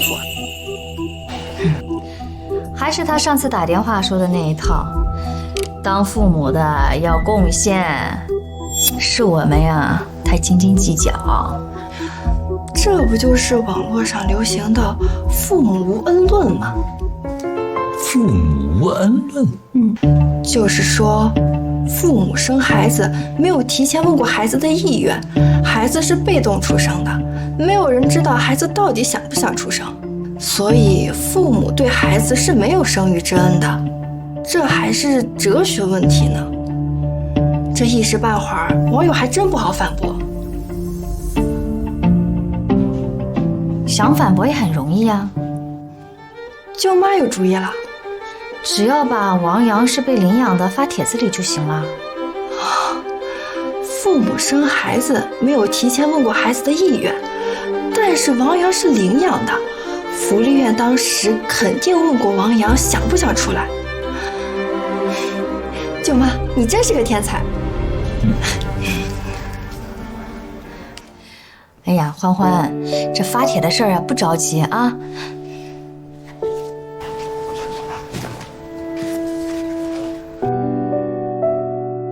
这是5万块钱，谢谢你这次帮助我们。 5万块钱不行，太多了。舅舅舅妈，我只是出个主意，怎么能拿这么多钱呢？欢欢，这钱是你应该拿的，如果你把我们当亲人，就收下啊。钱是郑钧心梗，王阳不管不顾，从抢救到操办郑钧火化，都是敏珍和欢欢出钱出力的陪着我。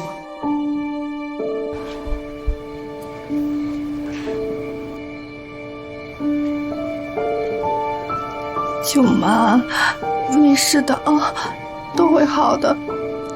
重生一世，除了铲除仇人，我还要把握住真正的亲人。既然你们都这么说了，那我就不客气了。来，舅舅舅妈吃菜，快尝尝我的手艺。来，好嘞，好嘞，看看好不好吃。妹妹，开门。我呀，妹子，哎，妹子，我帮你们处理一下网上的舆论。你们来干什么？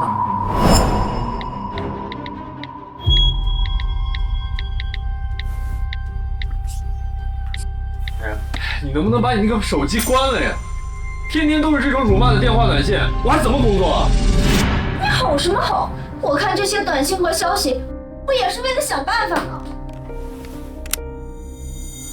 想办法？你能想什么办法？从头到尾出的主意一个比一个馊，就没有成功过一次。你怪我，王阳，跟你结婚之前我就没受过委屈，我做这些都是为了谁呀？还不都是为了你？为了我？我看都是为了你自己吧。你说什么？我他妈算是想明白了。哎，这结婚前啊，我爸妈疼我，就算我没工作，我爸妈都养着我，还给我准备了婚房。结婚后，我现在房子没了，爸妈也没了，还要每天承受着网暴。你还有没有良心啊？我出主意的时候，你怎么不反对？当初是谁说骗来的钱我们小家5分，现在马后炮？你闭嘴！我肚子好疼。对不起，对不起，我不该惹你生气。不管怎样，一定要让你爸妈删帖。我真的受不了了。爸妈，你们怎么在我表妹家呀？怪不得我刚才去小区找你们的时候，那保安把我们轰出来了。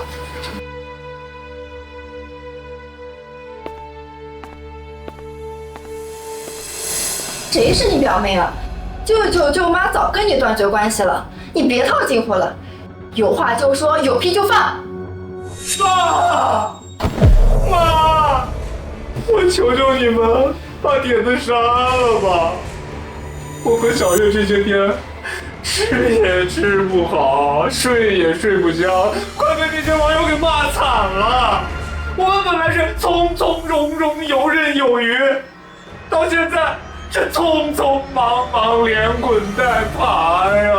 妈，我皮糙肉厚的无所谓，但是小月她现在已经怀有身孕了，再这么下去的话，孩子呀，怕是抱不住了哟。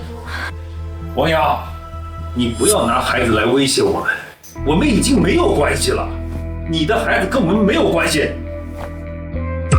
己所不欲，勿施于人。王阳，你之前跟我和你爸说的话，我现在原要还给你，这些都是你们自找的。你们对岳父就没有一点基本的同情吗？你们对老人就没有点基本的尊重吗？畜生！你们家全是畜生！我今天就去打胎，我绝对不会生下带你们血脉的孩子。佩子，你这是没有关注铁色最新发展吧？王阳啊，他是领养的，你想生有我们家血脉的孩子，还生不出来呢。什么？我什么我？赶紧滚！这里不欢迎你们！我不管！你要不占脸，我就撞死我自己！你神经病啊！你要死换个地方死，死在我家，房价要是跌了怎么办啊？我不管那么多，你今天必须把事情给我解决了，要不然我就赖这儿不走了。我，哎你死猪不怕开水烫啊！哎呀，妹子，你要是真有本事，你就把根挠死！神经病啊！否则，只要我还有一口气在，非让你们把铁子烧完为止。够了，闹够了没有？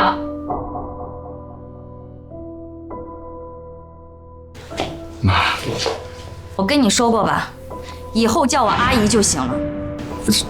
哎呀，别这样嘛，我以后会改的。你会改好？哼，你自己知道。这么长时间，我被你烦够了，王阳，我不想再听你说废话，你也别在我面前演，大家都是心知肚明的。你和小月又是发疯又是道歉，无非就是为了我们两口子那点钱。谁稀罕？不是妈，那我这不是也刚结婚，小月也怀孕了，这正是用钱的时候，你别把话说的那么毒嘛。既然如此，那今天我们就把这个问题彻底解决。啥意思啊？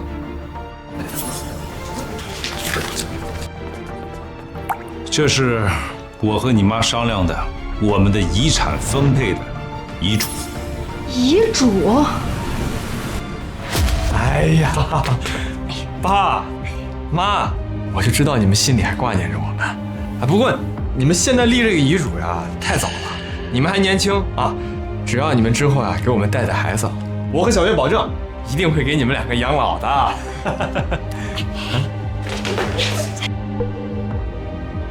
你爸妈干了这么多年，肯定存了不少钱。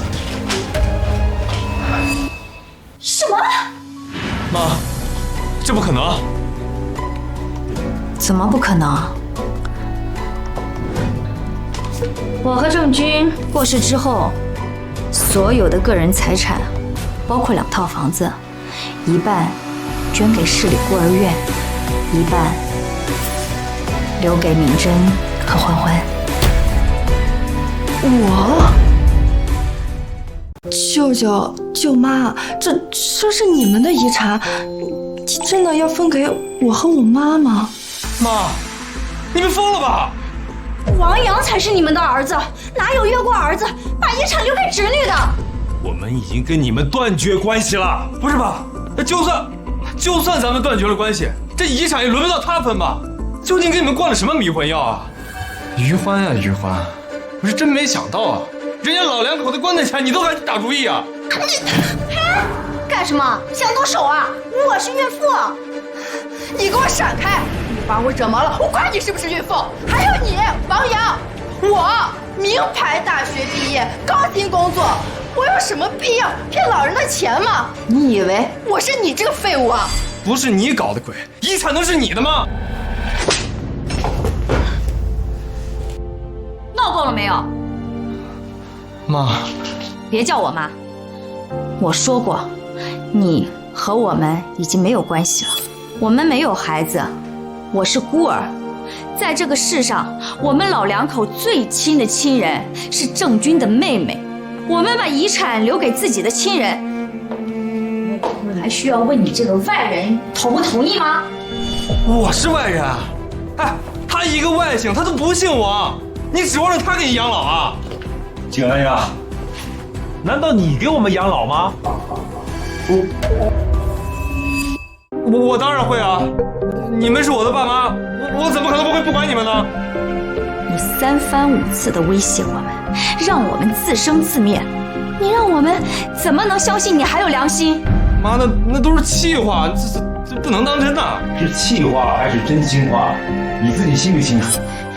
你们强词夺理，现在生活压力这么大，你们不出钱出力，我们怎么养孩子啊？哟，说到出钱出力的时候，就不提边界感了。你这边界感的标准真够虚的呀！养不养孩子，怎么养孩子，是你们自己的选择。我和郑军的财产，我们有权利决定怎么分配，不管结果怎么样，都是你们自作自受。王阳，你倒是说句话呀！你就这么眼睁睁看着到你嘴边的钱就这么飞了吗？你说话呀！你个废物！废物！怎么跟老子闭嘴？怎么跟老子闭嘴？你居然打了我！打你怎么了？王阳，你疯了，在我家打人！王阳，你个畜生！是你爹妈骑在你头上，你不敢对着你爸妈横，也不敢对着你表妹横，你就拿老婆撒气是不是？我还怀着你的孩子，少拿孩子给我在这说事儿！要不是你出的那些馊主意，我会走到今天这个地步吗？妈，我知错了，我后悔了，我都是被那吴小月给骗的呀！你装什么？爸妈，你们知道我打小就老实，而且我是被领养的孩子，爸妈对我是恩重如山。如果不是别人教唆，我根本不会做出如此荒唐的事情。要怪，就怪我太爱小月，以至于我无法分清黑白，没办法认清她真实的面目，是如此的恶毒、虚伪。我对，你爱我，你爱的是你自己吧？要房子要钱，哪个不是你先提出来，然后让我出主意的？我恶毒，你又是什么好东西？你个渣男，我要跟你离婚！你就离！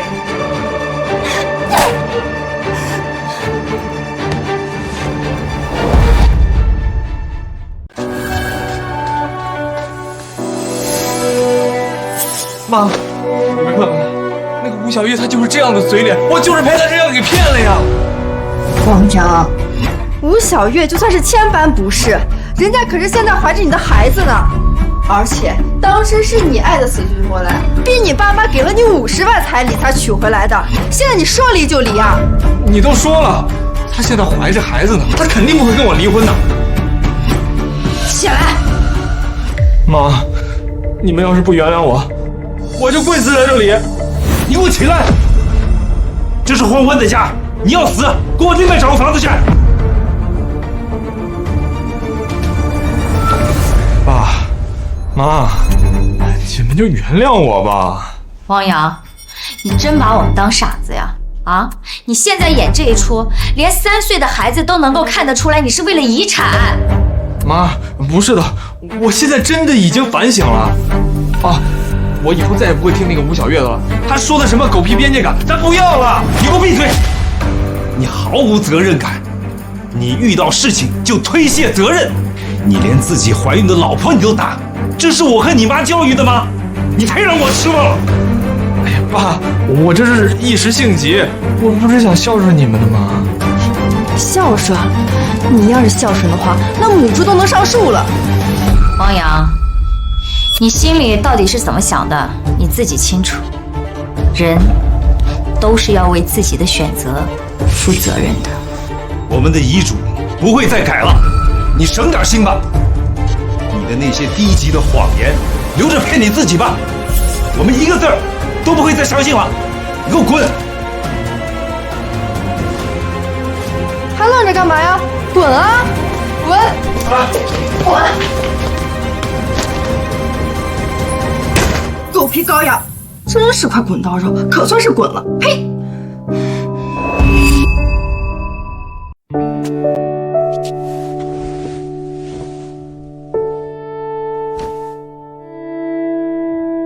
舅舅、舅妈，这么多年你们辛苦了。以后啊，没了这个儿子拖后腿，我们才算是苦尽甘来呀。是啊，王阳和吴小月那3番5次的闹腾，说到底还是为了钱。如今这遗嘱是板上钉钉的事儿了，大概他们今后不会再来闹腾了。舅舅、舅妈，你们真的要把遗产留给我和我妈吗？欢欢，你和妈妈配得上。欢欢，这个事儿你先暂时不用考虑。我和你舅妈身体还硬朗着呢，这笔钱啊，说不定你还得等上个几十年。那也是。不过这王阳是怎么回事？当初为了老婆折磨爸妈，现在又打老婆，真是不知道他图些什么。图什么？他这个人最爱自己，图钱罢了。不行，我得赶紧把王阳的事情告诉亲戚们，省得哪个不知情再被他给糊弄过去。这个孩子废了，废不废都影响不了咱们俩。看今天这架势啊，接下来他们要忙着狗咬狗了，咱们呀可以过一段清闲的日子了啊！来，不说了，干杯，喝一个，来，干杯！秀梅，王阳和吴小月他又要做什么妖啊？小月堕胎了。居然真的堕胎了！他都发到亲戚群里了，你看看。我说过，你们王家一家都是畜生，我绝不会生下带着你们家血脉的孩子。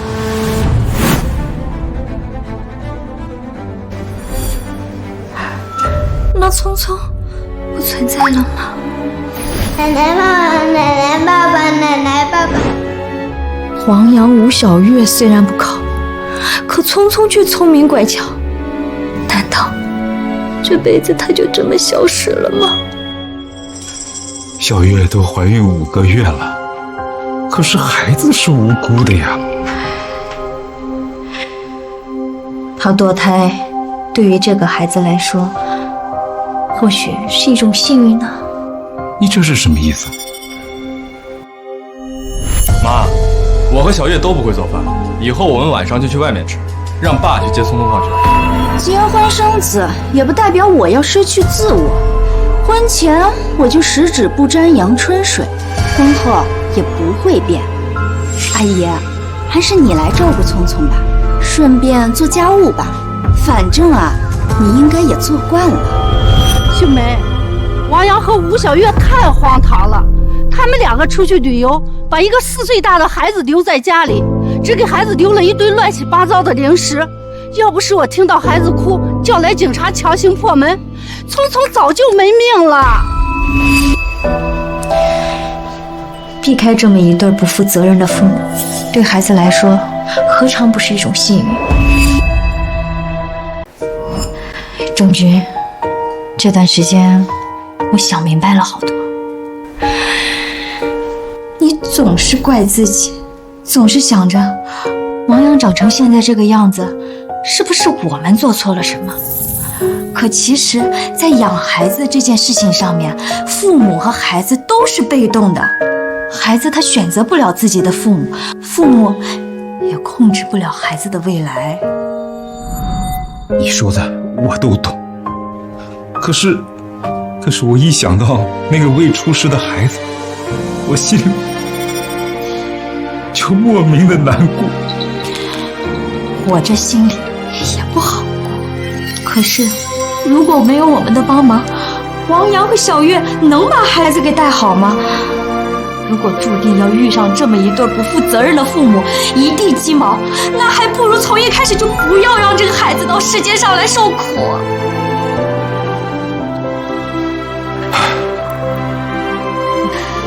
你说的对，是我钻牛角尖了。咱们呀，就把自己的日子过好。王阳的事儿已经跟我们没关系了。吴小月都怀孕5个月了，还坚持要打胎，看来这回她是铁了心要跟王阳离婚了。是啊，估计现在王阳比我们还着急了。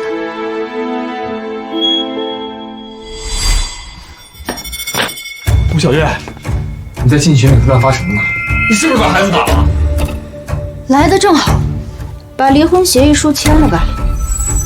我赶时间回老家去。我不签，你先回答我，你是不是把孩子打了？你瞎呀！我肚子消下去了都看不出来，打了又怎样？那是我们的孩子啊！你说打就打啊！你还有没有点母性啊？王阳，你没上过学是吧？这孩子都没生出来呢，顶多算个胚胎。我的身体我做主，关你屁事！孩子不是你一个人，也是我的，谁允许你打了？那都是你逼我的。我还怀着孕，你就敢对我动手？要是真把孩子给你生下来，你不得打死我？那些都是权宜之计，是为了骗我爸妈改遗嘱的。你怎么就这么斤斤计较呢？你笑什么呢？我笑啊！你家里人有一句话说的对，这么低级的谎言，你还是留着骗骗你自己吧。什么权宜之计？我看你就是真情流露。那不是你活该吗？要不是你净出馊主意，我怎么会？行了，别说这些废话了，赶紧把离婚协议给我签了。说来说去，不就是为了钱吗？我看你啊，就是看我没了遗产，没了房子，所以就要跑是吧？我告诉你，想离婚可以，把结婚时候我给你的50万彩礼退回来。还给你？你想得美！我为你怀孕流产，那50万给我补身体还不够的。你个贱人！好，那我就死也不同意离婚，看谁耗得过谁。反正我是个男人，2婚也他妈不亏。黄阳，你连你爸妈都挺不过，还想跟我斗，做梦！你们是谁？别过来！王八蛋，就是你对我妹妹动手是吧？窝囊废，你是个什么东西？你敢耽误小月的青春？报警！我们是夫妻，我哥哥、我小舅就是你的亲戚，亲戚打架顶多被判个寻衅滋事，我家里亲戚多着呢，大不了以后每天换2个人打你。这离婚协议你签不签？我签，我签。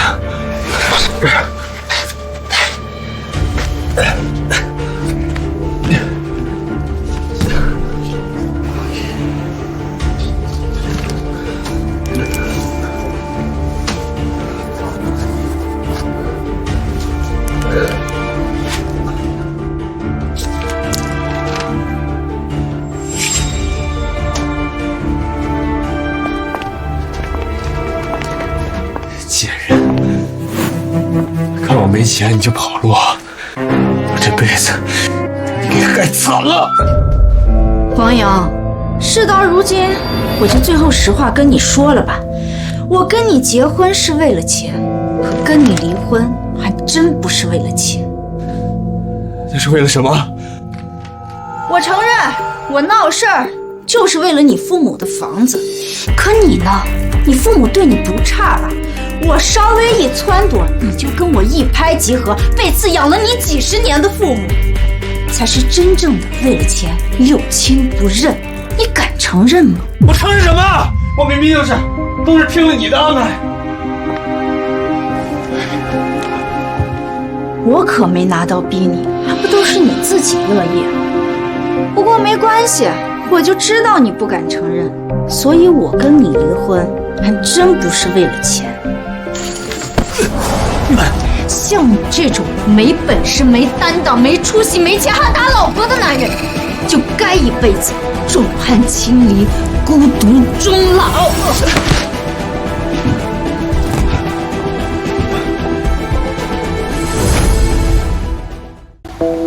你这个真不行啊！滚蛋！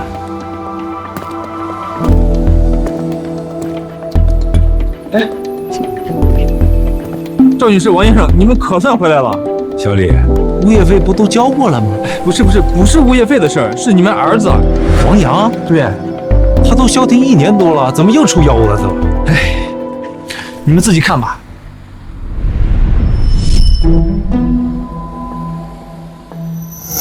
贱人！我他妈是贱人！老子一定会让你们后悔的。他现在已经不是我儿子了。我之前跟您说过吧，他要是再来喝酒闹事儿，您就直接报警。我知道，我也是这么干的，一直都还好。可现在他越来越无赖了。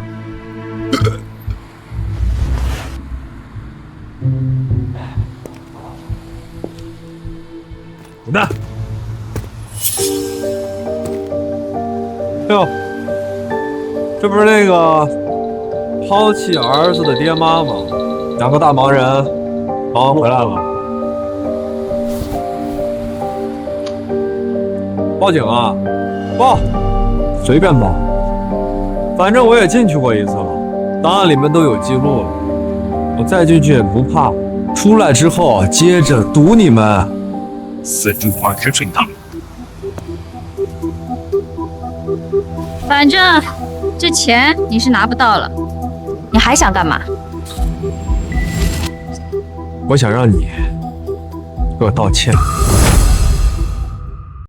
我们给你道歉，都是因为你们不把房子过户给我，我才被迫住进那个又臭又破的出租屋。都是你们硬要跟我断绝关系，那些亲戚们才会对我指指点点，都是因为你们遗产没有分给我1毛钱，小月才会去堕胎跟我离婚。这一切都是因为你们，都是你们的错。你很闲吗？在这儿愤世嫉俗，不找工作？1000块钱的班谁他妈愿意上啊？那个老板还说我啊，说我不够努力。我呸！这种班谁他妈爱上爱上去，厉害呀！我和你妈花了1年的时间到处托关系求人给你找的工作，你这么快就辞了？你要是早点把房子过户给我，我还用这么努力吗？你们今天必须给我道歉。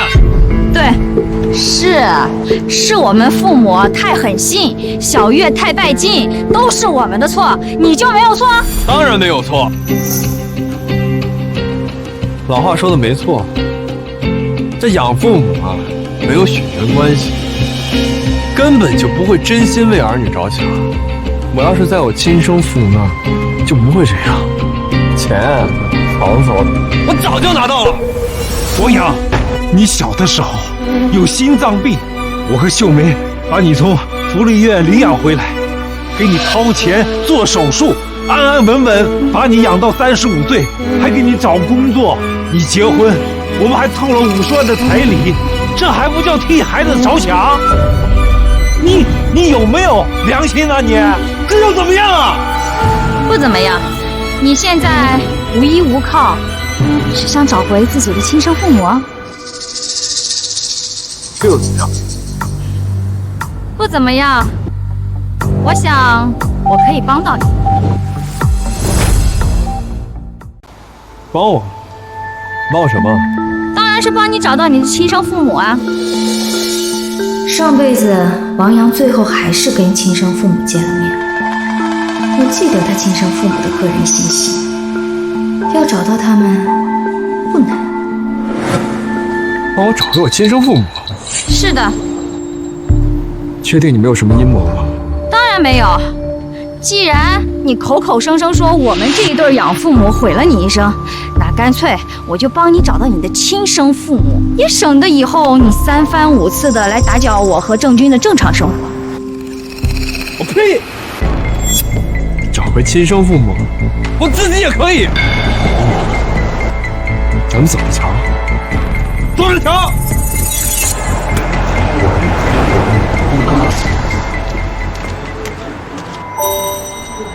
秋梅，崔家这么大，你上哪儿去找他的亲生父母啊？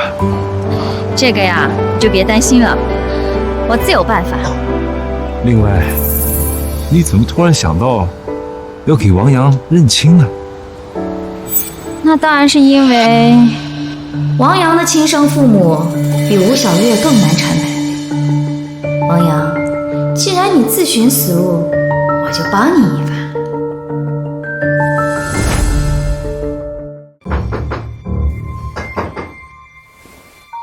别敲了，叫魂儿呢在这儿。来了来了来了！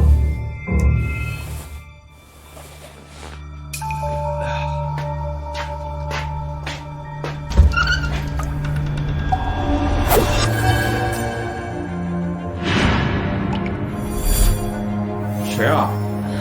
哎，你还进来了？你是王阳吧？是啊，怎么了？你从小是不是被遗弃在安康福利院门口？发现你的时候，身上还有一张写着你生日的纸条。你怎么知道？儿呀，妈终于找到你了。儿子，妈，我们是你的亲生父母。啊？你说你是我的亲生父母？你有什么证据吗？洋洋，这些照片都是你小时候照的。你出生后，我和你爸带你去找的。那个时候你还小，我们只来得及给你起了个小名叫福宝，有印象吗？福宝？哎，小时候好像是有人这么叫过我。爸妈。这些年我妈真的好想。找到你。别傻愣着，赶紧里面坐会儿。快坐，快，爸，快坐啊！坐。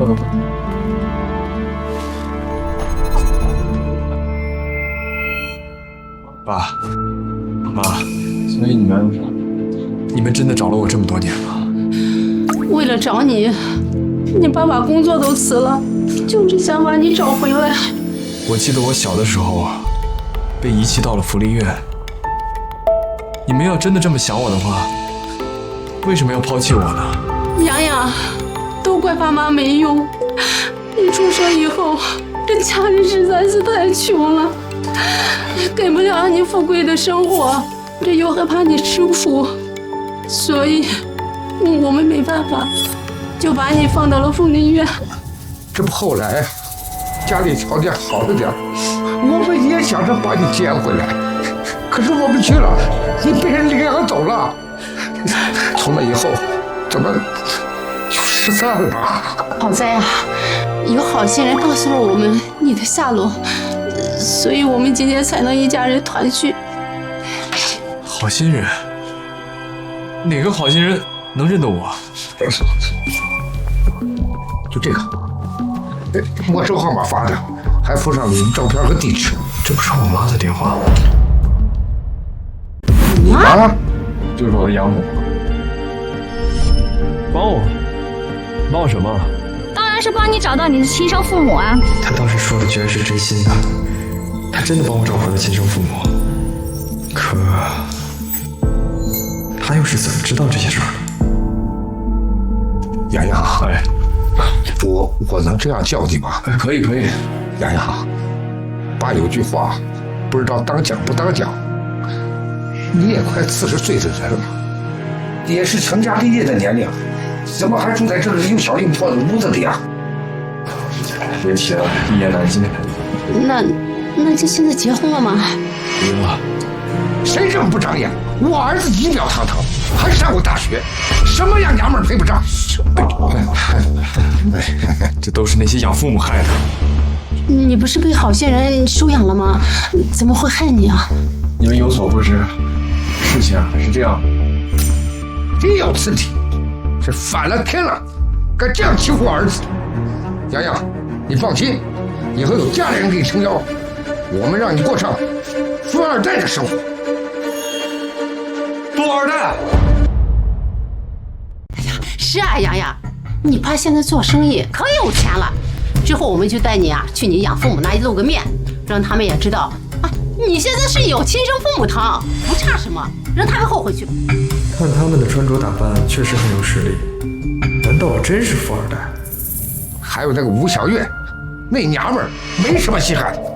等着老爸给你介绍一个更年轻、更好的。可是爸，我当初跟吴小月结婚的时候，我给了他们家50万的彩礼，那这还能收回来吗？不怕，他们能玩阴的，我们也能玩。你还有7个兄弟呢，真的打起来啊，谁都不怕。多少？7个，还有几个姐姐呢。你放心，你的兄弟姐妹有出息的人，我们家很团结，家里就是你后盾，你不用再怕任何事。喏，这是你兄弟姐妹的电话，有什么事尽管打给他们。爸妈，还是亲生父母好啊！那些没有血缘关系的养父母，根本就不会像你们这样。好孩子啊，爸现在就给你转钱。可是什么？为了找你啊，我们跨越了大半个中国，这跨省太频繁，银行那边断定这是个高危账户，把你爸的银行卡给冻了。洋洋，你能不能给你爸转张1000块钱，让你爸解卡呀？啊，你爸马上给你转钱。你看咋样？真的假的呀？哎呀，什么真的假的呀？你这孩子，这爸妈还能骗你吗？我们是血浓于水啊。可是赵秀梅为啥要帮我找亲生父母呢？难道有什么阴谋？洋洋，看来你还是不信任我们。这样，咱们下午就去做 DNA， 然后把名字转到一个户口本上，这样你相信？哎，爸爸，我不是这个意思啊，我相信你，相信你。行，我现在就给你转。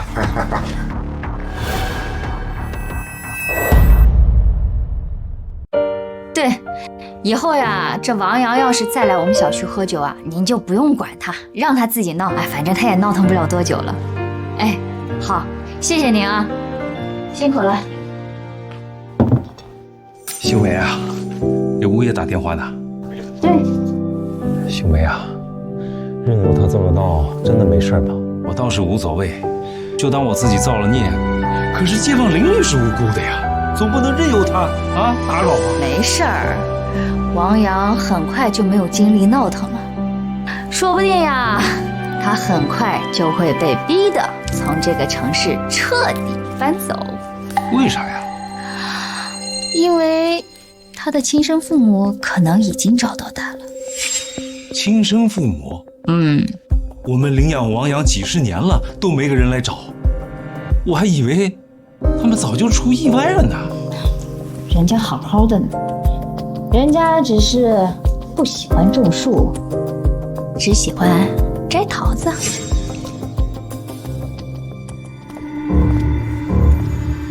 哎，爸，我都陆陆续续给你转了快5万块钱，你这个银行卡什么时候才能解禁啊？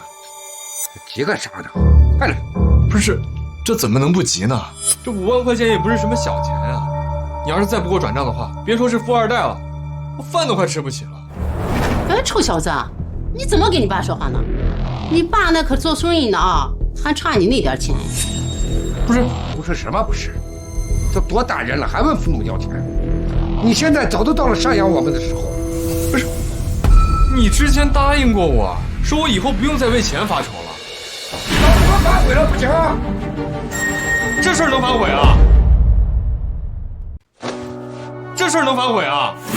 哎呦，洋洋，你这眼光也放长远一点。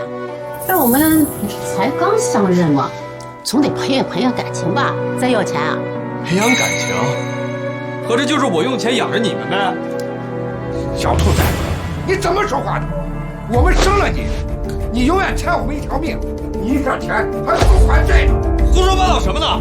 这天底下哪有这样的道理？你都屁你这人！谁叫你给小妹大呼小叫的？我今天就好他妈教训教训你！合起伙来骗我的钱是吧？什么叫骗钱呀？你这话说的也太难听了。DNA 我们也做了，那我们是不是你的亲生父母呀？啊？只不过你现在长大了，我们也老了，轮到你赡养我们了。老了还能打人呢？我告诉你，我养父母，他们就不会这么跟我说话，更不会问我要钱。有本事你找你养父母去啊！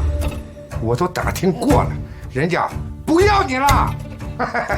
洋洋，这 DNA 也做了，我们在一个户口本上，你和你养父养母那边也断绝了关系，在法律上，我们就是你最亲的亲子关系。你要是不出钱养我们，那在法律上，你可是遗弃罪啊，违法的。好啊，原来你们两个早就计划好了。怪谁呀？那还不怪你蠢！我第一次见这么蠢的人，我随便放几个屁就骗了5万块。洋洋，以后呢，你还是乖乖的给钱，别逼我们走法律程序啊！跟他废什么话？走，下馆子呀！走。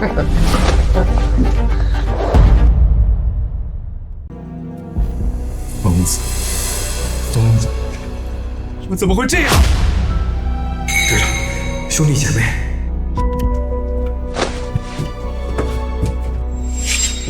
周大志说过，我有10几个兄弟姐妹，都可以帮我的忙，还给了我他们的电话号码。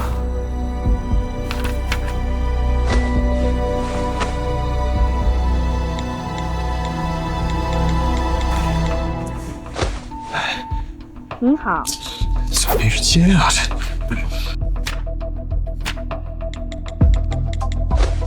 您好，您所拨打的电话已关。难道我又被骗了？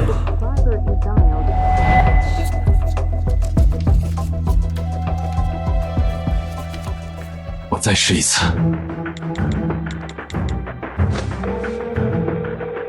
喂，啊，是吴姐吗？啊，我是那个小时候被送到福利院，后来被找到的那个小弟，我是王阳。啊，我知道你。太好了。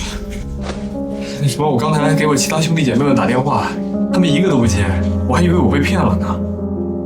那个吴姐，我想问你，是不是爸妈没有把我的电话给你们啊？所以不，就是因为知道是你打的电话，其他人才不接的。为什么？我们都怕你是周大志和郭兰派来的帮手。什么帮手？你还不知道吗？周大志跟郭兰生了8个儿子，6个女儿，除了你，剩下13个孩子全都被他们以遗弃罪告上法庭了。说什么？难道那13个孩子就没有一个人愿意赡养他吗？赡养？那也得看是什么人啊。周大志和郭兰管不住下半身，又懒得避孕，一窝生了那么多孩子，当然养不起。所以只要一生下女孩，不是遗弃就是送给别人养。可我是男孩啊，我也被他们遗弃了。你自己应该也有数吧？你一生下来就有先天性心脏病，周大志怎么可能舍得出钱给你治病？你出生3个月就被他们扔了，是10几个孩子里被遗弃时岁数最小的。那周大志他不是做生意的吗？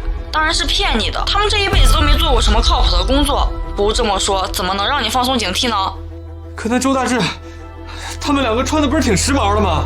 那还不是从我们这些子女身上吸的血。送走的6个女孩，她们一开始都是上门相认，然后就是要钱，只要不给钱就告上法庭。我们实在没办法，或多或少也都给过他们一点。那我是男孩啊，我跟你们不一样啊。你以为儿子就逃得过吗？就连他们养在身边的7个儿子也受不了他们今天要5万明天要3万的，拒绝给钱，最后也全部被告上了法院。那我现在该怎么办啊？你现在最好能尽快和养父母和好，回到养父母的户口上，这样周大志起诉不容易被立案。如果实在没办法，就搬家吧，跑到别的城市。否则，不管是工作单位还是亲朋好友，周大志和郭郎为了钱都会上门骚扰，让你永无安宁。养父母。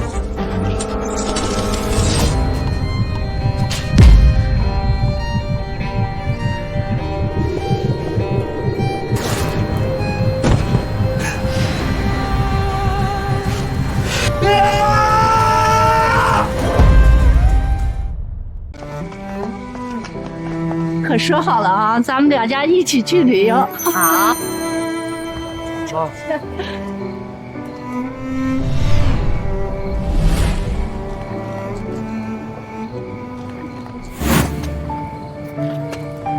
王阳，你这才安分多久，又按捺不住了吧？还想骚扰秀梅，小心我报警！陈阿姨，我要搬家了，离开这个城市。我今天来是想再见我爸妈一面，跟他们说说话。搬家？芷英，你先去，我跟他说2句就过来。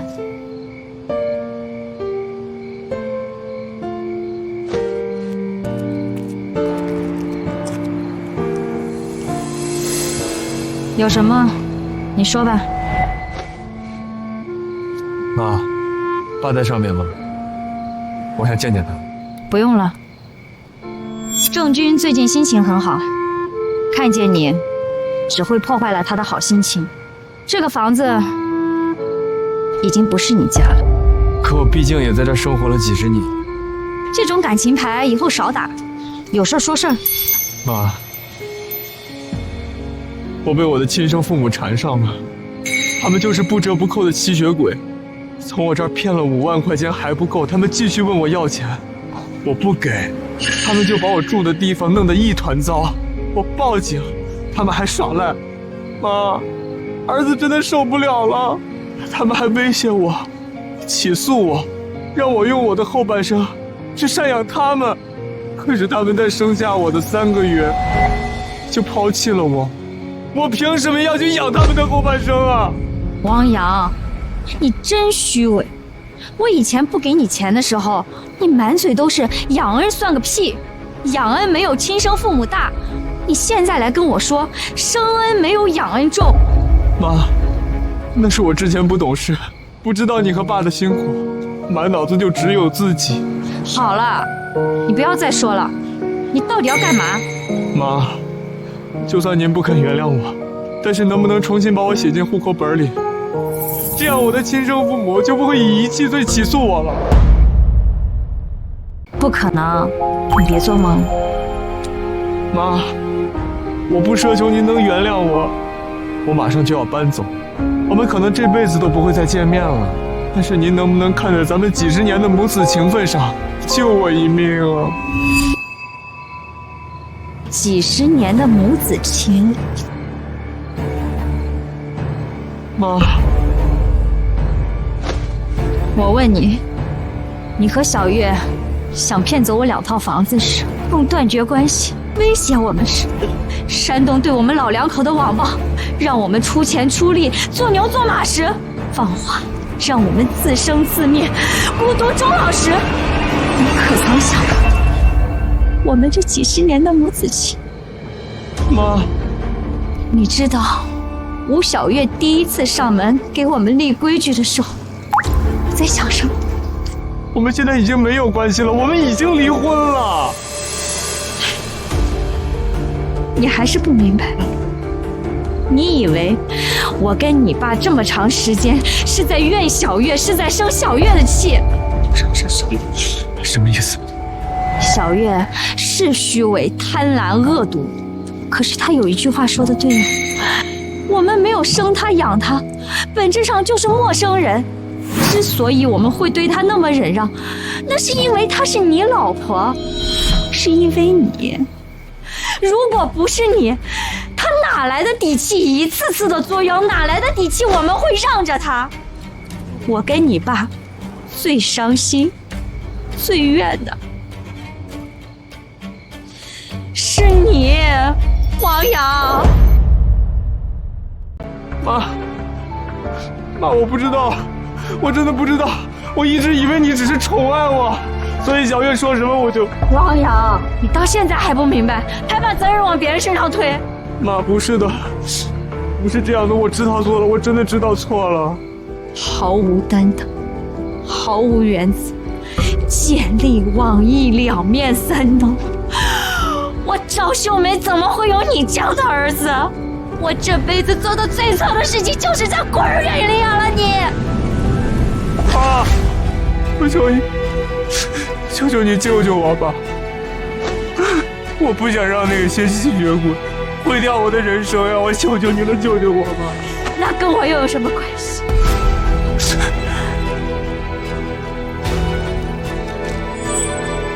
这个你留着吧，我和郑钧不需要了。妈，妈，儿子回啊！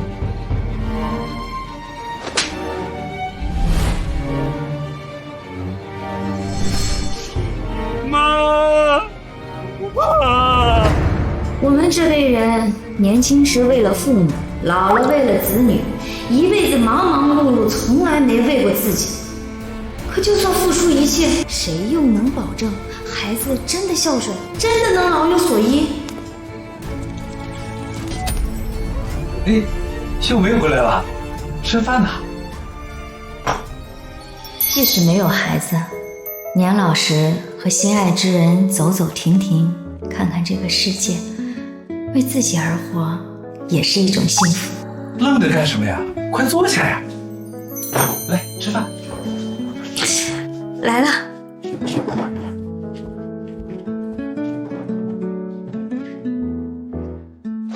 来，饭前一碗汤，漂亮又健康。